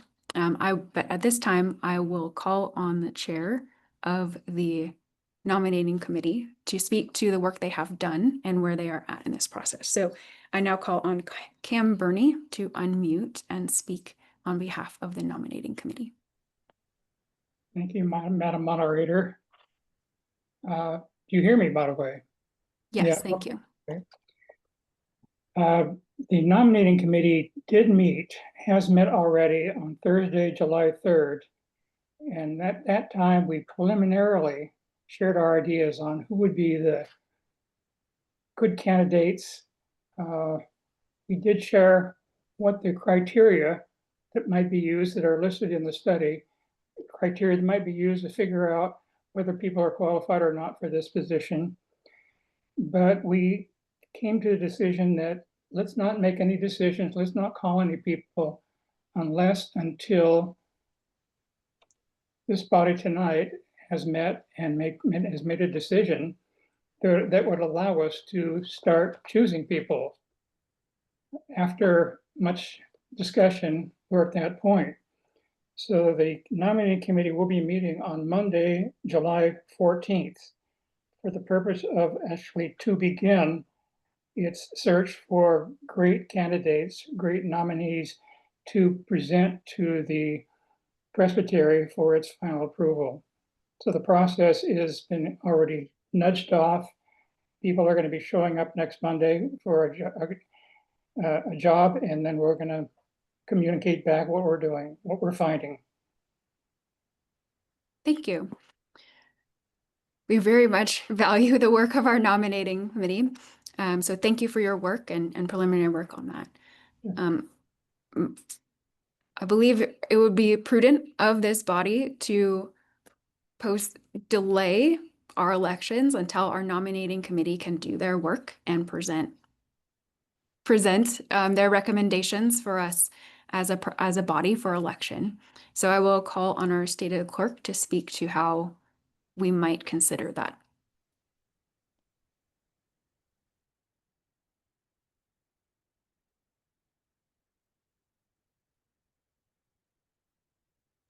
Thank you, moderator. I suggest a motion, if you would like, if someone would like to move it, that we adjourn this meeting to meet again at the call of the chair, or a call of the moderator, I should say, and postpone the election of PLC members at large until the adjourned meeting.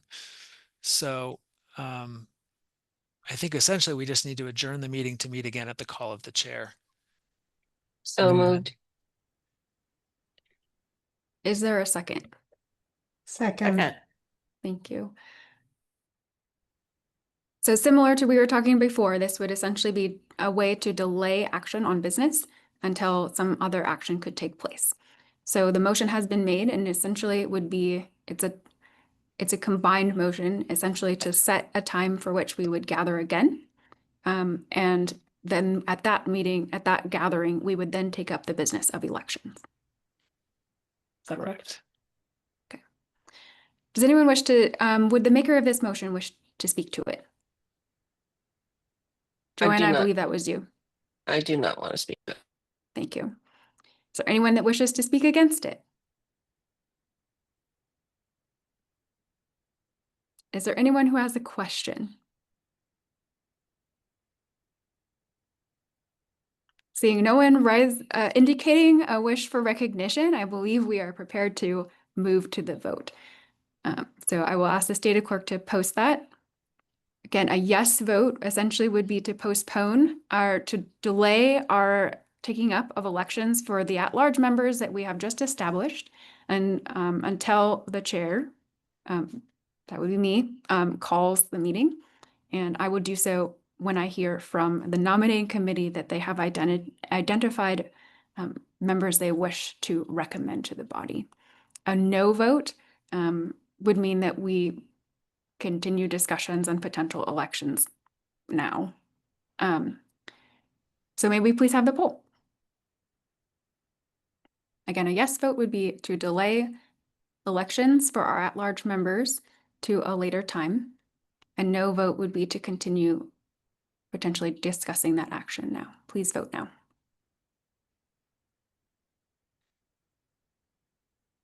If you have not yet voted, please do so quickly.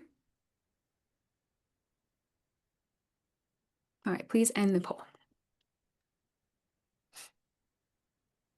And post the results.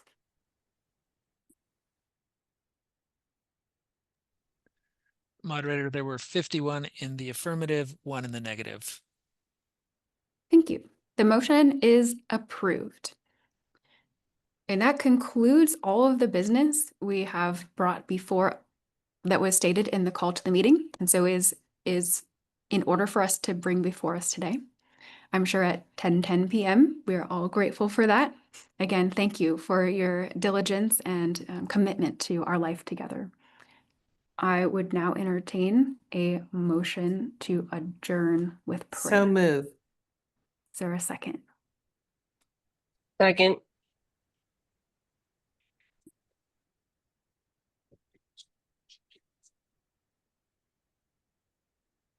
Adjourn. Okay. Is there any objection to adjourning this meeting? Hearing none, the meeting is adjourned, and let me pray. Gracious God, thank you so much for this group of faithful people who have come willing to devote a lot of time and attention to this important decision of our presbytery. Thank you for their willingness to listen to one another carefully and to discern thoughtfully. And we ask for your continued leading in our life as we continue now to implement this new change together, that we might continue to grow and develop and to live into the community that you have designed us to be. Please send us all out into this evening, that we might rest well tonight, and that you would restore us so that we might rise tomorrow to continue serving you and serving your world faithfully. Amen.